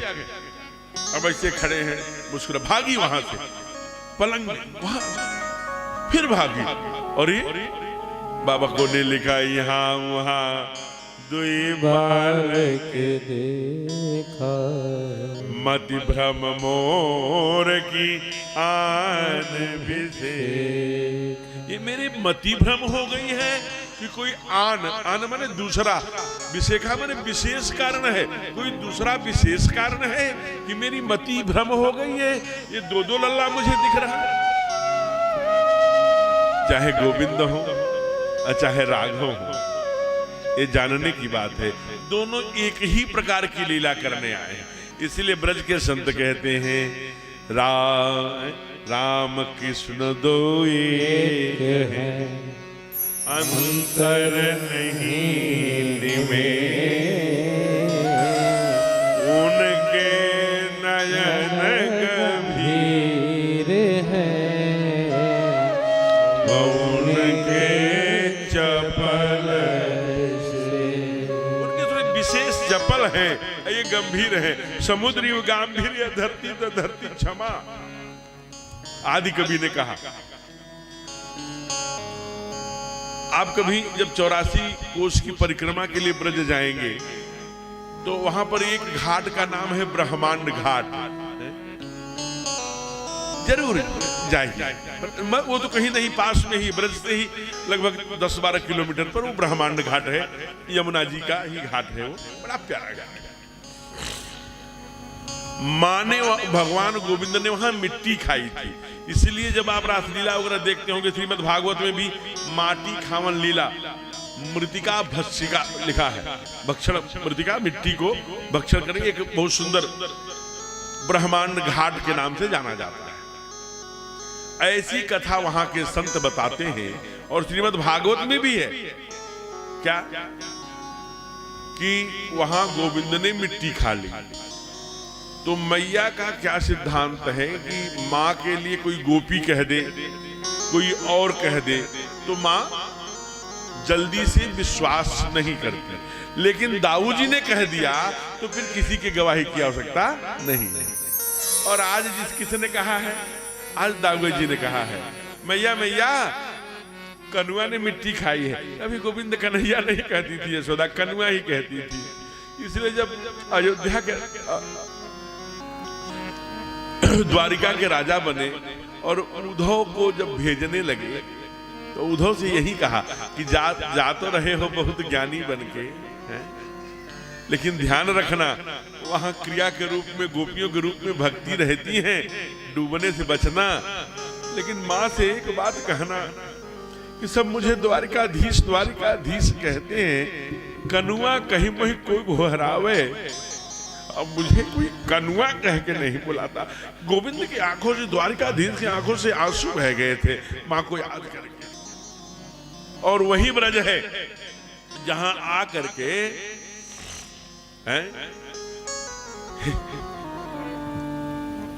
जरा ध्यान देना, इतने तपस्वी, इतने ज्ञानी उद्धव जी जब गोपियों के संपर्क में आए ना, पहले तो कुछ देर तक ज्ञान और भक्ति की बात चली, अंत में जाते समय क्या कहा, भागवतकार लिखते हैं, आशा मोह चरण रेणुजुषामहं श्याम अवृंदावने किमपि गुल्मलतौषधीना।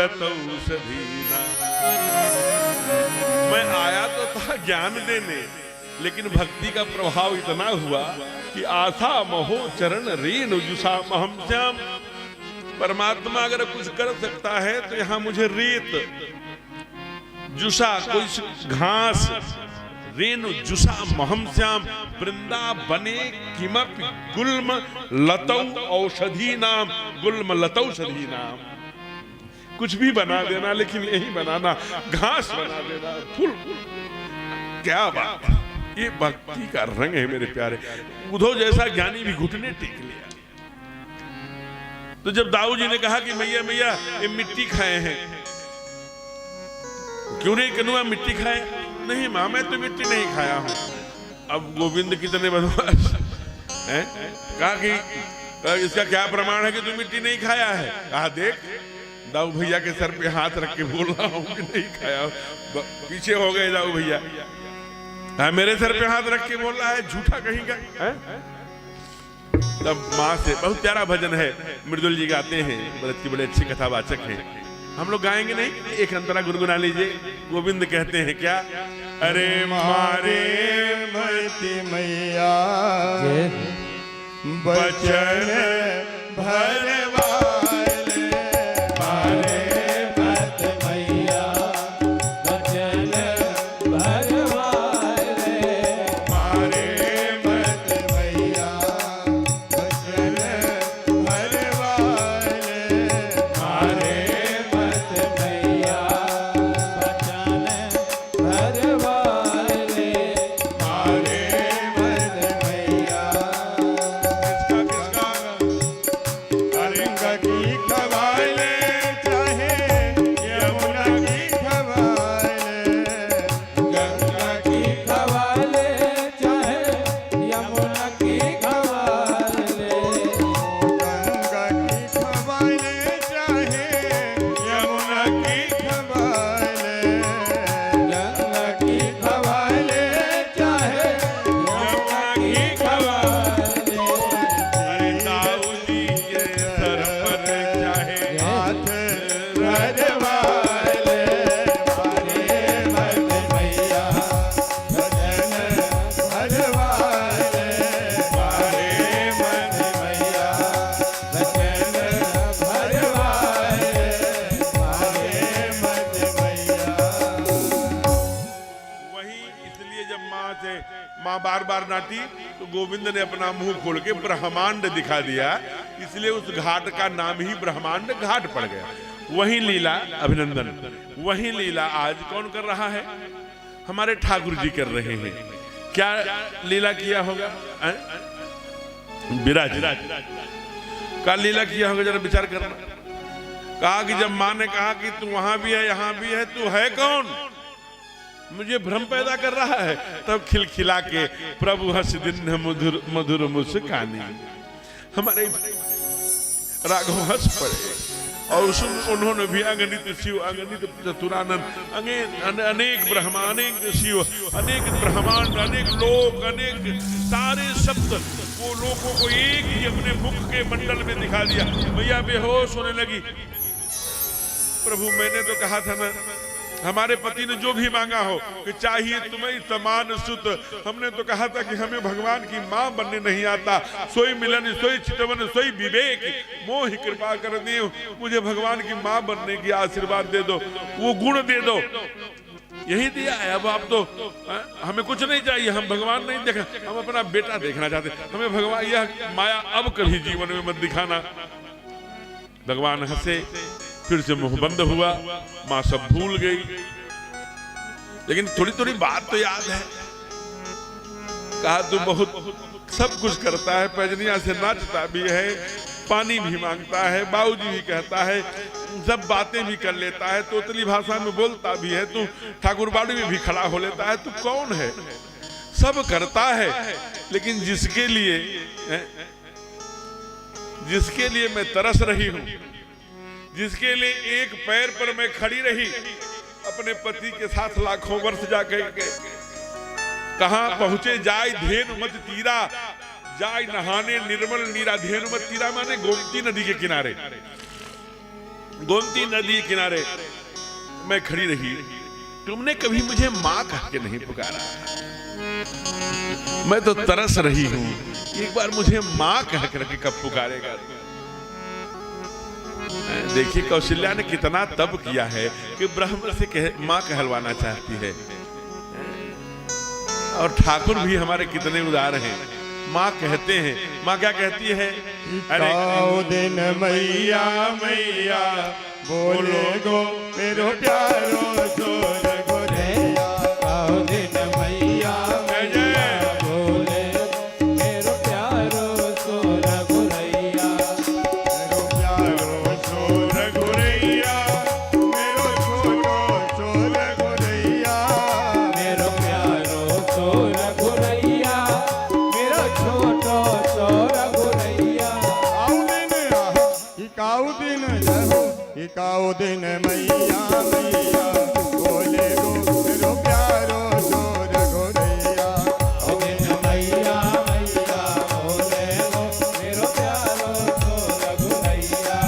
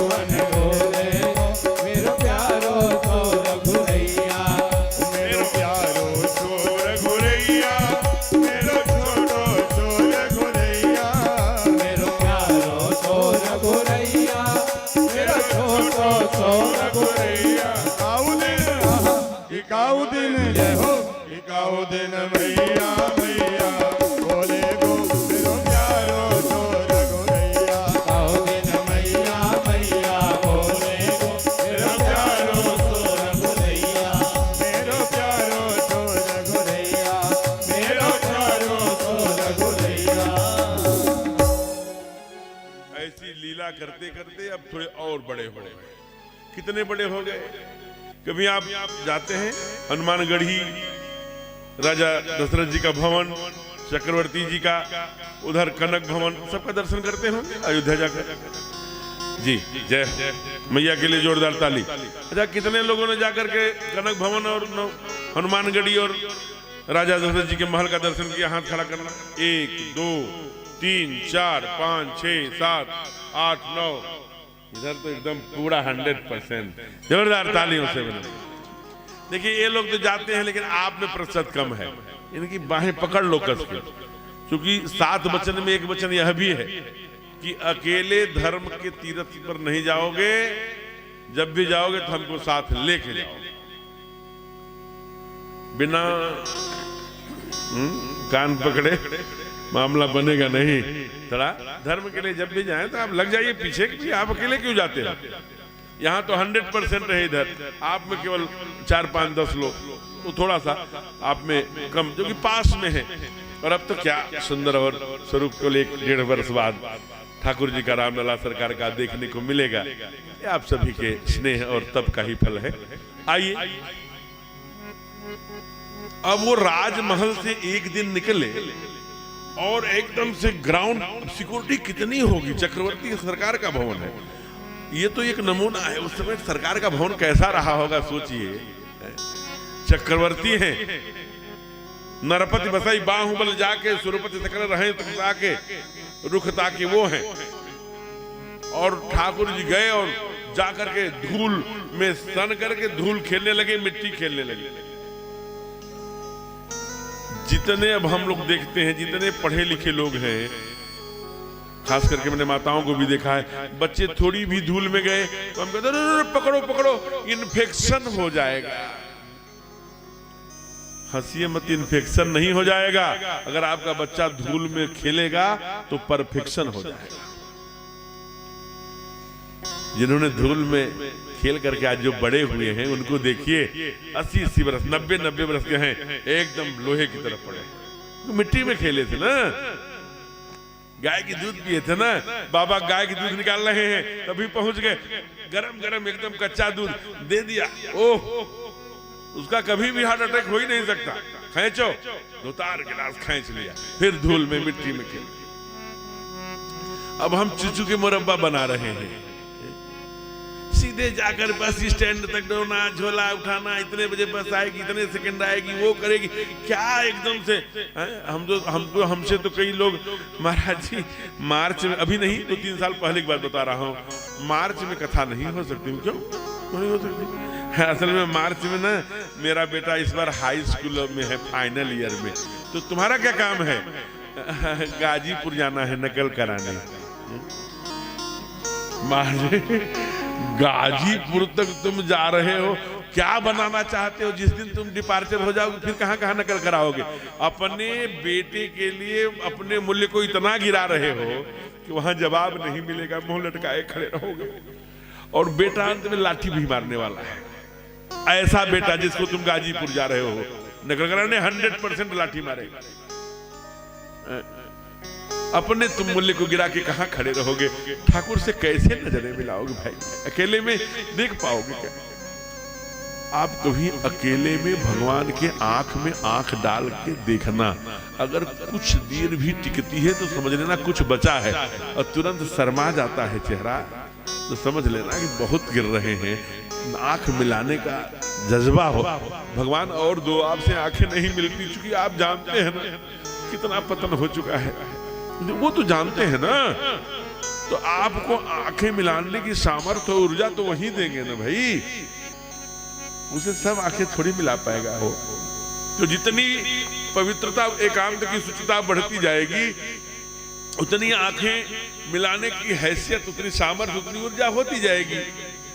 अब जरा विचार करना है? नहीं तो गमले का बेटा बनाना हो, कहा ना कि तुलसी बिरवा बाग का सींचत हो मुरझात, राम भरोसे जो रहे पत्थर पर हरिया। राम का भरोसा चाहिए। आपका राम का भरोसा तो हो। मेरा बेटा गया है, साइकिल से जाएगा, दौड़ेगा, धूपेगा, बोरा उठाएगा, मिट्टी में धुलेगा, सामान, इतने सुख सुविधा मत पालिए। कल के लिए वो उसे अच्छा वृक्ष बनाइए, रीढ़ वाला वृक्ष मत बनाइए। तो इसलिए धूल में खेलते हैं। तो राजा का एक अभ्यास है, क्योंकि हम इस पर स्पीच में बहुत भाषण नहीं करेंगे, पहले बता चुके हैं। अगर अपना मंगल भवन परिवार बनाना हो तो सुबह का जलपान जैसे करो, दोपहर का जैसे करो, रात्रि का भोजन सांघिक चाहिए। रात्रि का भोजन जल्दी और सांघिक, उससे 5 लाभ होगा। जल्दी करेंगे स्वास्थ्य लाभ होगा, सब परिवार करेंगे तो आपस में तालमेल बढ़ेगा। तीसरा, राम राम राम राम राम राम हरे हरे, हरे कृष्ण हरे कृष्ण हरे कृष्ण 16 बार करेंगे तो अन्नपूर्णा अन्न बन जाएगा। और चौथा, सभी आज छोटी माँ, बड़ी माँ, दादी, देवरानी, जेठानी, छोटे भैया, बड़े भैया, दीदी, छोटी दीदी वितरण करेंगी तो आपस में मिसअंडरस्टैंडिंग जो हो गई है, आपसी तालमेल, जो संवादहीनता, एक दूसरे को आंखों में नहीं देख पाते, तो जब साथ साथ खाएंगे, भैया की रोटी दे दिएगा तो फिर बोलने का अभ्यास होगा, तो धीरे धीरे संकोच हटेगा, प्रेम बढ़ेगा। और 5वां जो सबसे बड़ा लाभ होगा कि जो 12 बजे रात पीछे वाली खिड़की से आते थे, माँ जिसको निहारती रहती थी, वो भी 7:30 बजे 8 बजे के बीच में भोजन करने के लिए सांघिक आएगा। तो राजा का ये गुण था, क्योंकि राजा के घर में, राजा के घर का नाम मंगल भवन में है, मंगल भवन है, और परमात्मा हमेशा मंगल भवन में ही आता है। तो हम अपने घर को मंगल भवन बनाएंगे। तो ये सूत्र है। इसलिए राजा जब राजमहल से आए तो कहा, राघव चलो भोजन करने, समय हो गया, अंधकार हो जाएगा, चलो जल्दी से। तो कहा नहीं मैं नहीं आऊंगा। तो उनके साथ जो खिलाड़ी थे, जो बाल वृंद थे, कहा अरे आप तो दुनिया को आचरण सिखाने आए हैं और आप ही कह रहे हैं कि हम नहीं जाएंगे, अपनी बाप की बात नहीं मानेंगे। नीचे बाबा ने लिखा नहीं आवत तजी बाल समाजा, गेटे हुए, नारदे हुए, माइकल पेज हुए, अन्य अन्य हमारे प्लेटो और तमाम विचारक हुए समाज के। समाज एक दर्पण है, समूह है, व्यक्तियों का समूह है, कुछ ऐसे तमाम परिभाषाएं करी, लेकिन उन परिभाषाओं में कहीं बाल समाज की चर्चा नहीं। लेकिन ठाकुर जी को समाज का कितना भय है, 5.5 वर्ष उम्र है, कहते हैं नहीं, उनका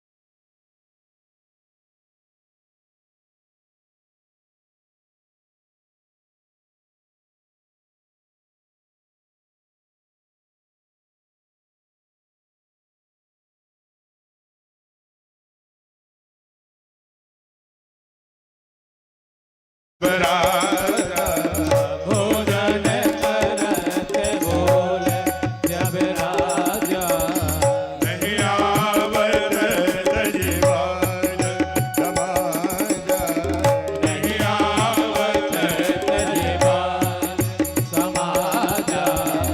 कौशल्या जब बोलन जाई, कौशल्या जब बोलन जाई, ठुमुके ठुमुकी प्रभु चरही बजाई, ठुमुके ठुमुके प्रभु चढ़हु पराई।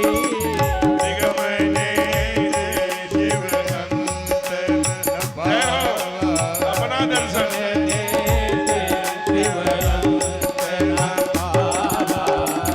आई धरे जननी अति भाव, आई धरे जननी अति धावा, दूसर दूरी भरे तन आए, दूसर धूरी भरे तनवाए, भूपति बिहारी को गोद बैठाए, भूपति बिहसी गोद बैठाए, बोलन करत बोल जब राजा, भोजन करत बोल जब राजा। अच्छा बाल, ये तो चलो राजा बुला रहे हैं, लेकिन जो तुम्हारे पीछे दौड़ती आ रही हैं वो तो कौशल्या तुम्हारी माँ है ना। ठाकुर बोल पड़े नहीं नहीं, कौशल्या नाम अयोध्या के महारानी का भी है और कौशल्या नाम मेरी माँ का भी है। हमारे पीछे जो आ रही हैं वो प्रोटोकॉल वाली महारानी है कि लाड करने वाली, स्नेह करने वाली मेरी मैया है। क्या कैसे पता करेंगे? अभी पता लग जाएगा। सबसे महंगी साड़ी पहनी है ना महारानी है, तो सबसे महंगी जड़ाऊदार साड़ी पहनी है। हम धूल में लोटपोट हो जाएंगे। अगर वो धूल का बिना परवाह किए गोद में ले लेंगी तो मेरी मैया होगी और नौकर से कहेंगे उठाओ, इधर चलो स्नान कराना है, तो महारानी है। इसलिए कौशल्या जब बोलन जाई, ठुमुक ठुमुक प्रभु चले ऊपर आई। कहा किसे दौड़ा रही है? ठाड़े रहे एक पद दो। कहा वो दौड़ा किसको रही है? कहा उसी को दौड़ा रही है जिसे निगम आगम शिव, बड़े बड़े योगी, हंस, परमात्मा अंत न पावा। फिर उसे कौशल्या पकड़ेगी क्या? नहीं, कौशल्या नहीं पकड़ सकती। फिर कहा जननी पकड़ सकती है। इसलिए ताहि धरे भाषा बदल दिया, जननी हठ धावा। अब पकड़ने कौन जा रहा है? जननी। ध्यान रखना है? भोजन करत बोल जब राजा, नहीं आवत तजबाल समाजा। कौशल्या जब बोलन जाई, ठुमक ठुमक प्रभु चले ऊपर आई। निगम नेति शिव अंत न पावा, ताहि धरे जननी। भगवान कहे अभी मैं पता करता हूं। जननी पीछे लगा, अरे जननी है, अभी धूर में लोट पोट हो गए और धूसर धूरी भरी तन छाए और धूल लेकर के अपने ऊपर। एक चीज और लगे हाथ बताते चलो, जिनके घरों में मार्बल टाइल्स ये सब लगा है, एक आक घर ऐसा रखो जो कच्चा हो, गोबर से पुता हुआ हो तो बहुत अच्छा है। क्यों? हमने देखा है बड़े बड़े शहरों में 30-30 वर्ष के नौजवानों को नजला बना हुआ है, उसी टाइल्स उसी मार्बल और उस ग्रेनाइट पर चल रहे हैं। कौन क्या नाम है उसका, वो पूरी शीतलता प्रदान करता है। उनकी पैंट ऊपर करा के देखना आप तो केले की तरह उनकी पिंगलियां हैं। उनके जैसे पैर होता है ना, तो नीचे पतला होना चाहिए, पतला, ऊपर धीरे धीरे मोटा, फिर घुटनों में चर्बी नहीं चाहिए, फिर जंघों में चाहिए। हनुमान जी का देखा ना, तो यहाँ क्या है कि केले की तरह से सीधा हाथी पांव जैसे हुआ हो। क्यों? क्योंकि मिट्टी में नहीं चले, जब ऐसे ऐसे चलेंगे तो ग्रिप्स बनेगी। टाइल्स पर चले पैदा होते लेकर के अंत तक, तो 30-35 बरस तक नजला बना हुआ है ऐसे लोग जिन्होंने टाइल्स पर और केवल मार्बल पर चले। मिट्टी में चलने का इसलिए थोड़ा सा न कुछ हो भाई, नहीं है घर में तो हम बगीचे में, फील्ड में, दशरथ पार्क में चप्पल को निकाला, थोड़ा पैदल चलेंगे, मिट्टी में चलेंगे। धूल को में परमात्मा इतने अच्छे लगते हैं कि एक अफगानिस्तान का पठान था और धूल में भगवान को देखा, कहा कहाँ मिलेंगे, धूल में सने हुए फोटो, कहा वृंदावन बनेंगे, मिलेंगे। अब ऐसे पान वाले ने बता दिया, भागे आए वृंदावन।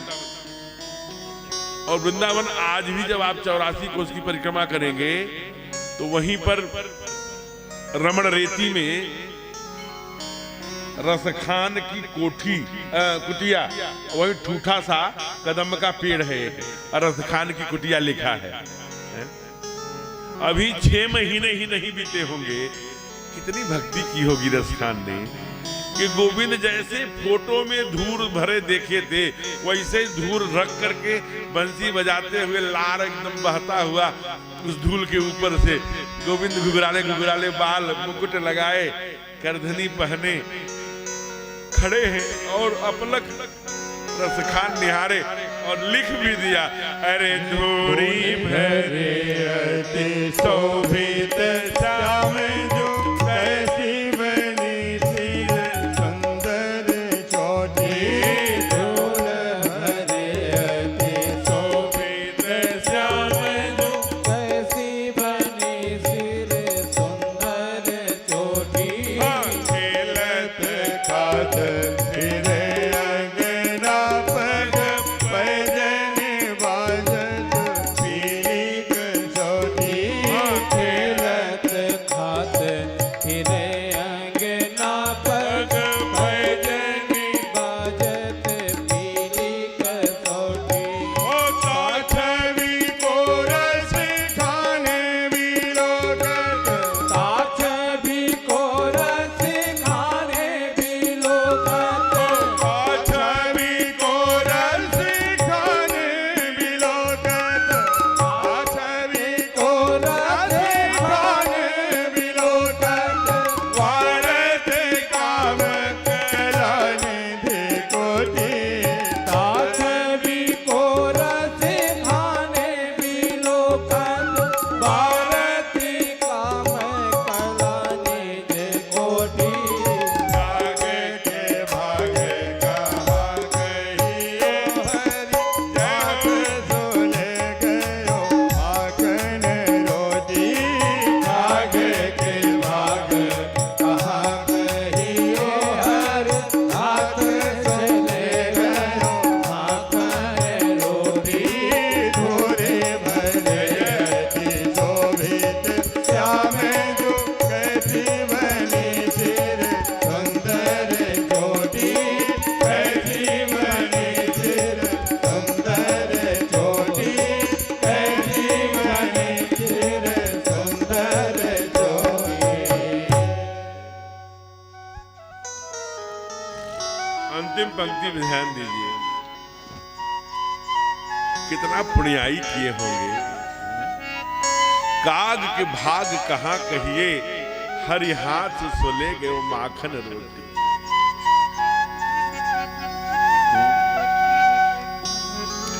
परमात्मा के जूठन खाने का। इसलिए जब बाबा के साथ भी दर्शन करने गए काकभूषुंडी का मैं नहीं जाऊंगा। कहा क्यों? कहा आप दर्शन कर लिए, आप जाइए। कहा आप क्या करेंगे काकभूषुंडी जी?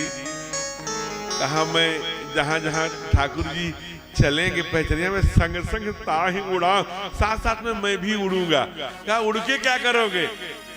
कहा जूठन परई अजीर माह, आंगन में जो जूठा उनका पड़ेगा ना सोई उठाई कर खाऊं, मैं उनका जूठा खा के आऊंगा। आप चलिए। तो काग के भाग कहां कहिए, हे भगवान क्या हम लोग कौआ भी बन पाएंगे? तो कहा काग के भाग कहां कहिए, हरि हाथ सो ले गयो माखन रोटी। एक समस्या और हो गई। भी धूल की बात कर रहे थे, अब चोटी की बात। चलिए चोटी सबको रखना चाहिए, शिखा रखना चाहिए, क्योंकि वो विषय छेड़ेंगे तो लंबा होगा। फिर कभी आप हमें 9 से 11 वाले सत्र में चर्चा कर लीजिएगा। अन्य कथा में आप YouTube पर देख लीजिएगा, शिखा पर हमने विषय रखा है, कभी देखना होगा। YouTube चैनल है हमारा दिलीप कृष्ण भारद्वाज @gmail.com, और यहीं फिर वो फेसबुक पर भी आप उसे देख सकते हैं, और मेरा नाम ही है, डालेंगे तुरंत आ जाएगा। तो जब आप वो बाल लीला प्रसंग खोलेंगे तो उसमें शिखा का विषय है, तो ये सुनिए। अब जो कि आ जाइए। कहा क्योंकि गोविंद स्वयं झगड़ा करते थे माँ से, माँ मेरी ये छोटी तो छोटी सी है। तो कहा मैं क्या करूं? माँ कहती थी, कहा इतने दिन मुझे दूध पीवत है, ये आजहू है छोटी, मैया मेरी कब बढ़ेगी छोटी।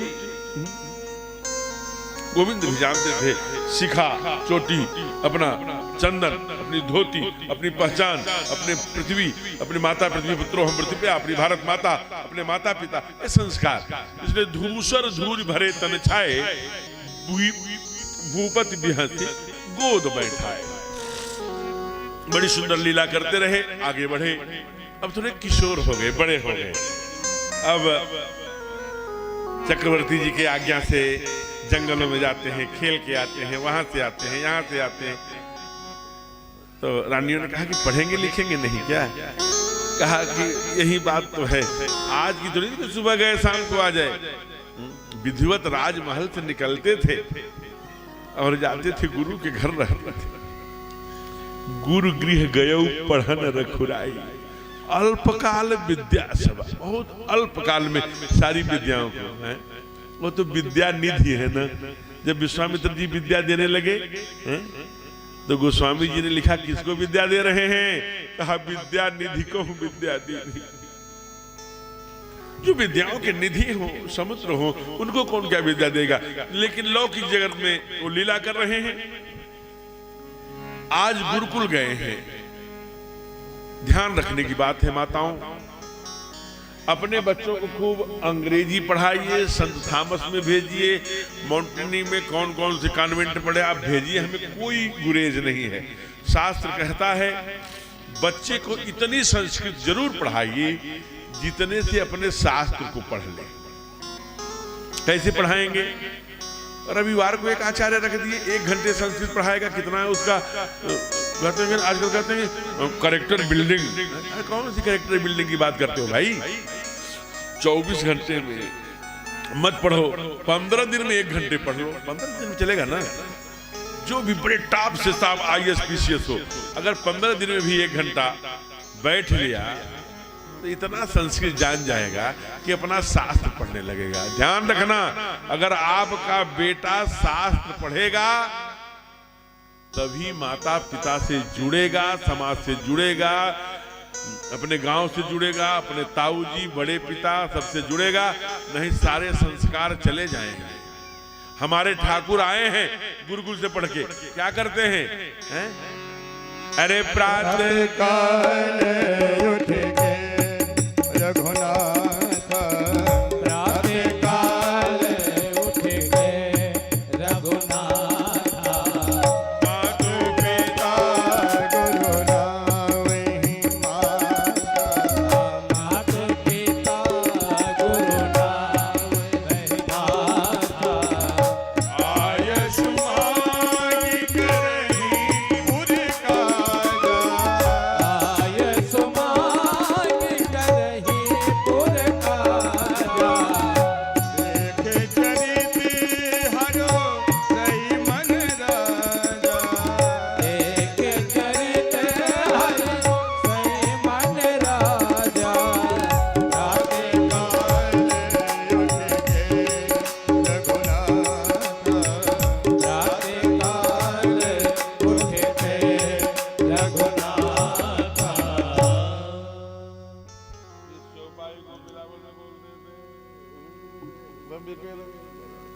प्रात काल उठ के रघुनाथा, मात पिता गुरु नाम माथा, आयुष मांग करे पुर काजा, देख चरित हर से मन राजा। इसलिए क्या करते हैं, बड़ी छोटी सी बात समझने की है, माता के चरणों में चंद्रमा का प्रतिनिधित्व होता है, पिता के चरणों में सूर्य का जो ग्रहों का राजा है। अगर पिता आपकी सेवा से प्रसन्न है तो बाल नबाका कर सके जो जगबैरी हो। आपका पिता गांव वाले उसी टूटी हुई झिलंगी चारपाई पर बड़ी बड़ी नसें लेकर के मच्छरों से जूझ रहा है, आप एसी में सो रहे हैं डंलप पर, लाख कथा सुन लेना, लाख कथा गा लेना, लाख चर्चा कर लेना, कोई पुण्याई काम नहीं आएगी। ये शास्त्र कहता है, मैं नहीं कहता। देखो एक बूढ़ी माँ ने एक ताली बजाया है, दो एक पीछे बेचारी बैठी हुई और एक चौथी और बजा दी, पांचवी और छठी और। लेकिन एक बात जानने की, छोटी सी बात समझने की है कि जब हमारी मसल्स आ जाती है, जब हमें युवा अवस्था, जवानी जिसे कहते हैं, तो हम लोग अपनी मसल्स देखते हैं। हम देखते हैं आजकल जो युवक हैं वो टी शर्ट को थोड़ा फोल्ड करते हैं, और वो मछली जिस पर बनी है तो दिखाई देती है, टाइट फिटिंग का टी शर्ट पहनते हैं। जब फसल तैयार होती है तो कार से गांव जाते हैं, कुछ साथ बड़े बड़े जो उनके साथ में रहते हैं वो बच्चे होंगे, बाप वही सोया है धूप में दरवाजे में, समाचार मिला कि आज बाबू आ रहे हैं, लल्ला रहा है, आंखें बूढ़ी आंखें हैं, एकदम गड्ढा हो गया, लेकिन चमक आ गई। क्यों आ गई? ये वही बाबू है, मेरी कमीज फटी थी लेकिन उसका मोजा फट गया था विद्यालय जाते समय, मैंने अपनी कमीज नहीं बदली थी। ये वही बाबू है जिसके लिए मठ मंदिरों में हमने चक्कर लगाया था, एक बार गोद भर दे फिर मैं कुछ नहीं मांगूंगा। ये वही बाबू है जिसे पाने के लिए मां ने प्राणों की बाजी लगा दी थी। देवहूति आख्यान में कपिल भगवान देवहूति से कह रहे हैं कि प्रसव के समय इतनी पीड़ा होती है, प्रथम प्रसव के प्रति कहते हैं 10,000 बिच्छुओं के डंक मारने के बराबर कमर में दर्द होती है बेटी को। प्रथम उस दर्द को सहकर उस बेटा को पैदा की है, और अब बेटा आता है तो बाबू के बूढ़ी बाबूजी के वाणी से निकलता है, अरे मेरा लाल, वो स्नान नहीं करते होंगे, पसीने में होंगे, थोड़ी बदबू आता होगा, लेकिन गालों में लग गया तो उसको लग रहा है कैसे बाबू आए हो तो 1-2 दिन रुकोगे ना। कितनी बार मैंने आपको कहा कि अभी उम्र आपकी नहीं है इंटरफियर करने की, आपकी उम्र अब राम राम करने की है। आप किसको बेटा बेटा कह रहे हो? जानते हो मेरे साथ आए हैं किस कैडर के लोग हैं?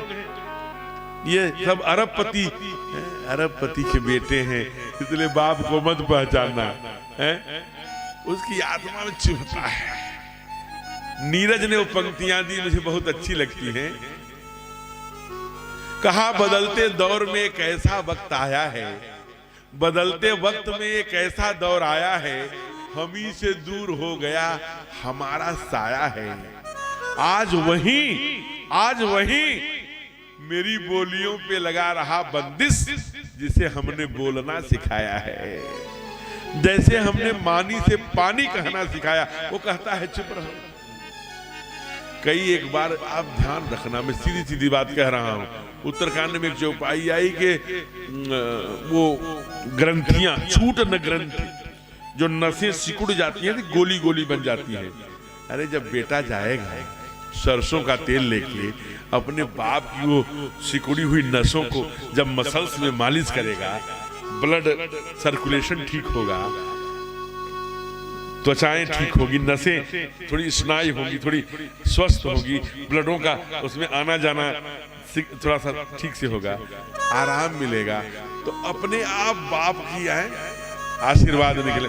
आशीर्वाद नहीं देते, बड़े वाले को राज्य दे दिया। अरे भाई हैं, आप उनके पुत्र हैं, कोई भी बाप कभी अपने बेटे का हित चाह ही नहीं रखता। एक पिता के विपुल कुमारा, पृथक पृथक गुण सारा, कोई तापस कोई पंडित ज्ञाता विभिन्न गुणों वाला होगा, लेकिन जो बाबूजी का नियमित आशीर्वाद दिया नहीं जाता, ले लिया जाता है ना, तो ले लो ना सेवा के आधार पर। हमसे कई लोग कहते हैं महाराज जी अच्छा वाला आशीर्वाद दीजिए, पढ़ता नहीं है। हम भी बाएं जेब में हाथ डालते हैं अच्छा वाला आशीर्वाद, और दाहिने में रखे हैं खराब वाला, तो बाएं में डालते हैं कह लो भाई अच्छा वाला आशीर्वाद। अरे आशीर्वाद ऐसे कहाँ पाएंगे, कहाँ कौन दे देगा, इतना आशीर्वाद कहाँ है, नाटक है क्या? इसलिए आपकी करनी ही आशीर्वाद दिलाती है। और अगर आपके माता पिता, सच्ची बात समझना, अगर आपके माता पिता हैं तो समझ लेना भगवान ही है, नहीं तो फ्रेम में देखते रह जाओगे, चुभन अपने सीने में लेते रह जाओगे। थोड़ा सा मैं कुछ नहीं कर पाया, चले गए। मैं दुनिया की बात नहीं जानता, मैं अपनी बात जानता हूं।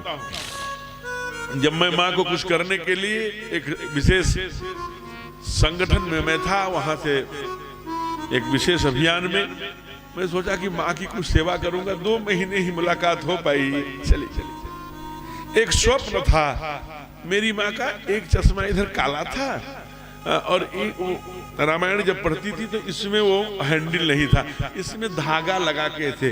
तो मैं सोचा था कि जब मैं वापस जाऊंगा इस अभियान से तो माँ का वो हैंडल चश्मे का बदल,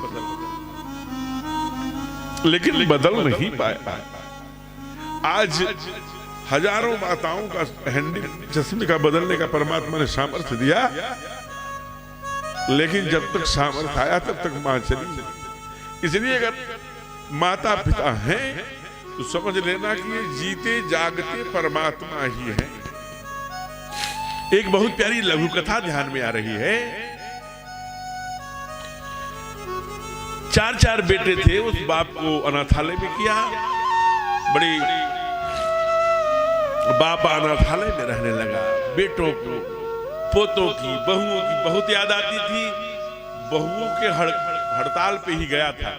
बहुओं ने कह दिया था हमारे पास टाइम नहीं है, अपने बाप को रखो या मुझे तय कर लो, मार्ग तुम्हारे पास।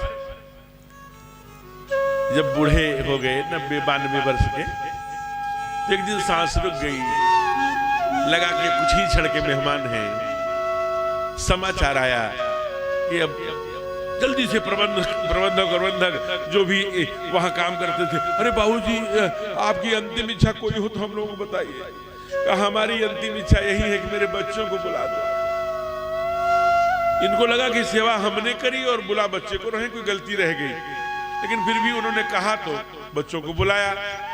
बच्चे किसी प्रकार से आए और आकर के कहा आप क्यों बुला रहे हो, अब तो मर रहे हो ना, अब काहे के लिए बोला? ब्रिजेश जी फोन की बात मत किया करिए भाई, कथा में का अभ्यास बनाइए। हाँ अब क्यों मर रहे हो, अब तो मर रहे हो ना, है?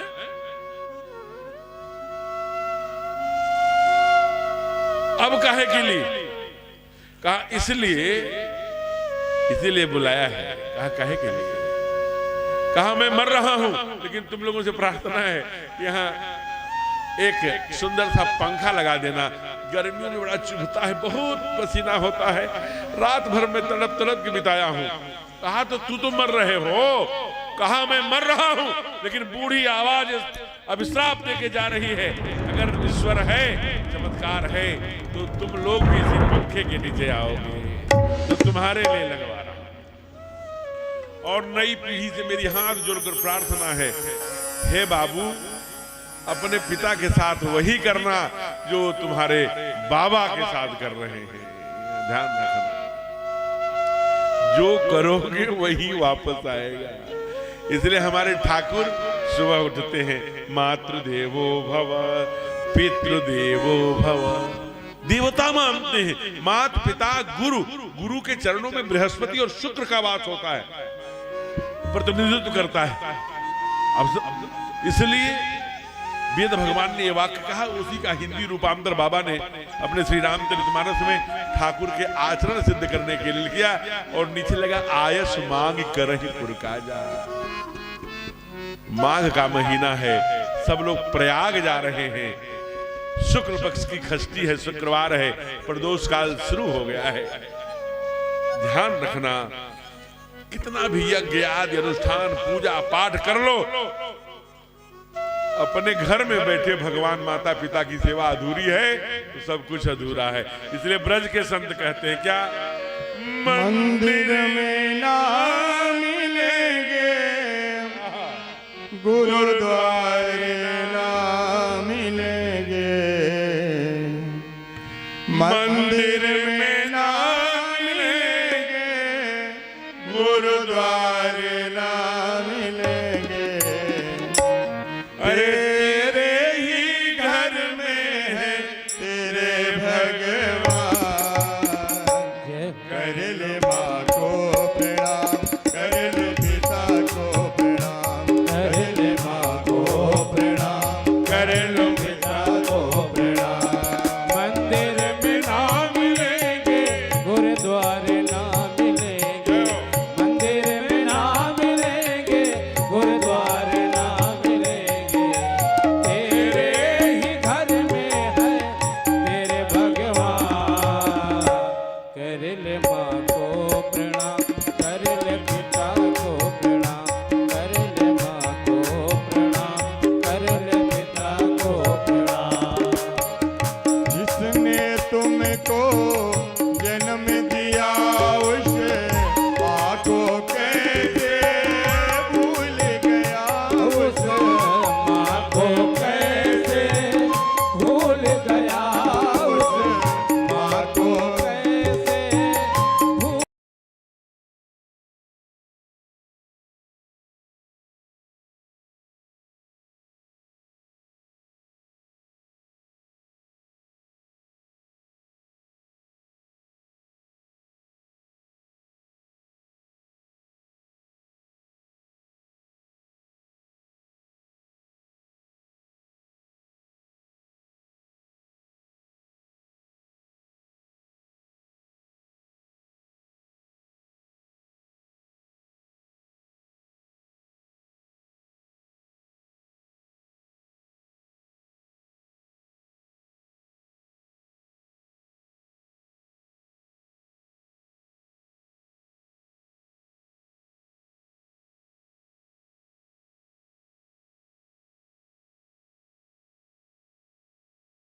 करें पुरकाजा, बिना आज्ञा से कोई कार्य नहीं करते।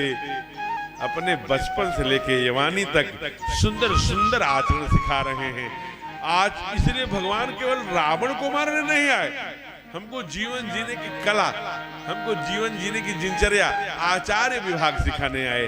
परमात्मा बड़े दयालु हैं। इसके आगे का दर्शन हम लोग कल करेंगे। से सब सुखी हो, कोई न हो दुखारी, सब हो निरोग भगवन, धन धान्य के भंडारे। सब भद्र भाव देखे, सन्मार्ग के पथिक हो, दुखिया न कोई होवे, सृष्टि में प्राणधारी। हे ईश सब सुखी हो, कोई न हो दुखारी, सुखी बसे संसार सब, दुखिया रहे न कोई। यह अभिलाषा हम सबकी भगवान पूरी हो। विद्या बुद्धि तेज बल सबके भीतर हो, बोध धन धान्य से वंचित रहे न कोई। आपकी भक्ति प्रेम से मन होवे भरपूर,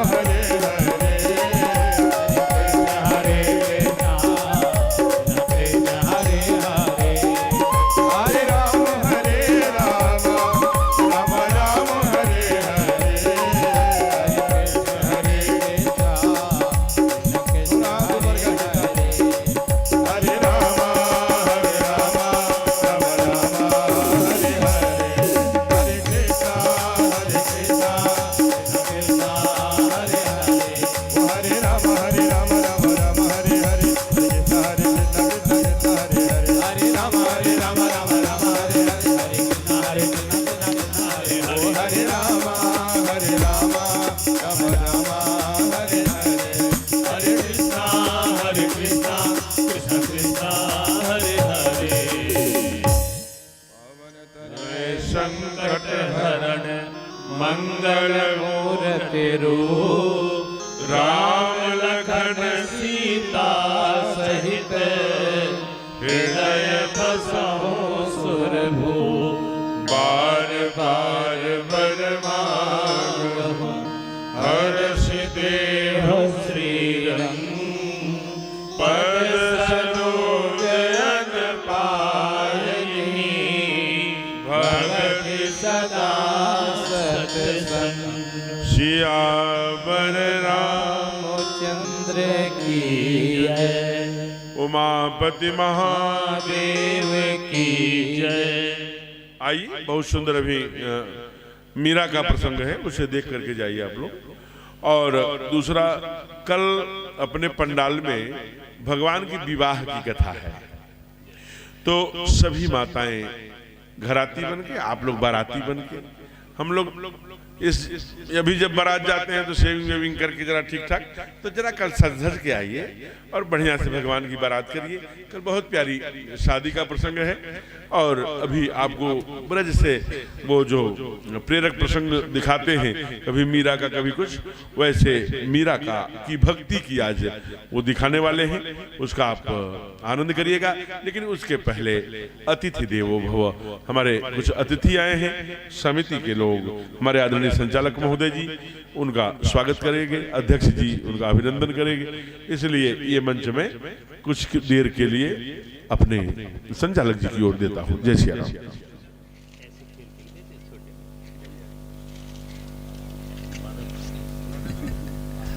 ठीक, लाइव हो रही है।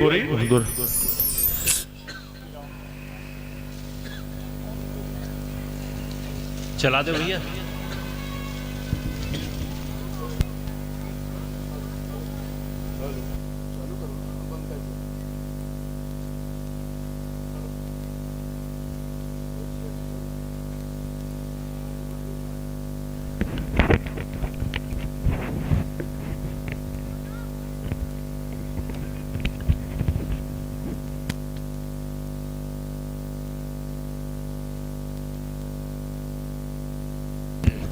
हेलो हेलो हेलो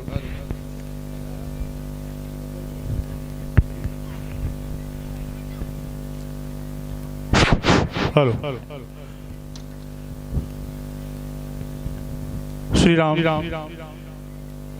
आज संगीत में श्री राम कथा के चतुर्थ दिवस में श्री श्री नर्मदेश्वर महादेव के प्रांगण में आए हुए सभी राम भक्तों का हार्दिक स्वागत अभिनंदन है। हमारे बीच में हम लोग के परम आदरणीय गार्जियन स्वरूप बड़े भैया विद्याशंकर पांडे जी, मैं अपने मंडल अध्यक्ष और इस आयोजन समिति के अध्यक्ष भाई सुनील सिंह से निवेदन करूंगा कि उनको मंच तक लेकर आएं। साथ में हमारे परम आदरणीय सुरेश पांडे जी, युवा समाजसेवी भाई शेर खान जी, हमारे डाला से चलकर आए बड़े भैया आदरणीय ओम प्रकाश शर्मा जी। हम लोग कब से आपका इंतजार कर रहे थे कि अब ओम प्रकाश भैया आ रहे हैं। और हमारे भारतीय जनता पार्टी के वरिष्ठ नेता राजेंद्र जायसवाल जी, डॉक्टर सत्येंद्र आर्य जी और हमारे ब्रजेश पांडे जी,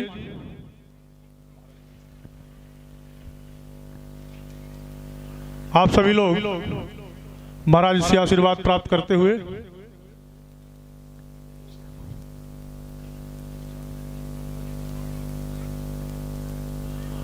जैसा कि आप लोगों को विदित है कि यह नर्मदेश्वर महादेव मंदिर का 14वां वर्ष है स्थापना दिवस का, जिसके उपलक्ष्य में संगीतमय राम कथा का कार्यक्रम चल रहा है, जिसका चतुर्थ दिवस है। हमारे पूज्य महाराज के द्वारा आप प्रतिदिन संगीतमय राम कथा का आनंद उठा रहे हैं। हमारे छोटे भाई राजू जिंदल जी, कृपया आप भी महाराज से आशीर्वाद लेने के लिए आ जाएं।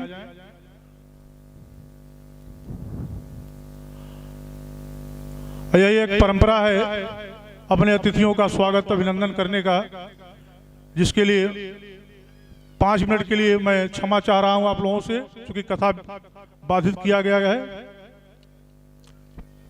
पुनः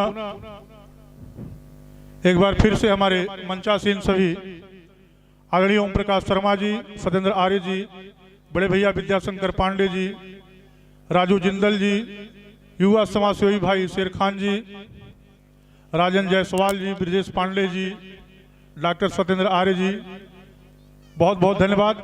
आप सभी लोग अपना अपना स्थान ग्रहण कर लें।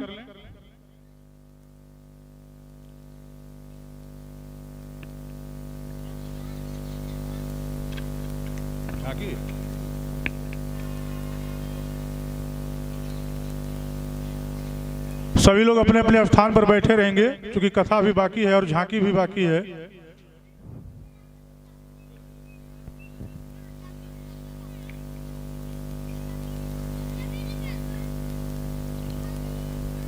और कल जैसा कि महाराज जी ने बताया है कि कल बहुत सुंदर विवाह का कार्यक्रम है, तो सभी लोग अपनी तैयारी करके आएंगे विवाह में सम्मिलित होने के लिए। बड़े सौभाग्य की बात है ये।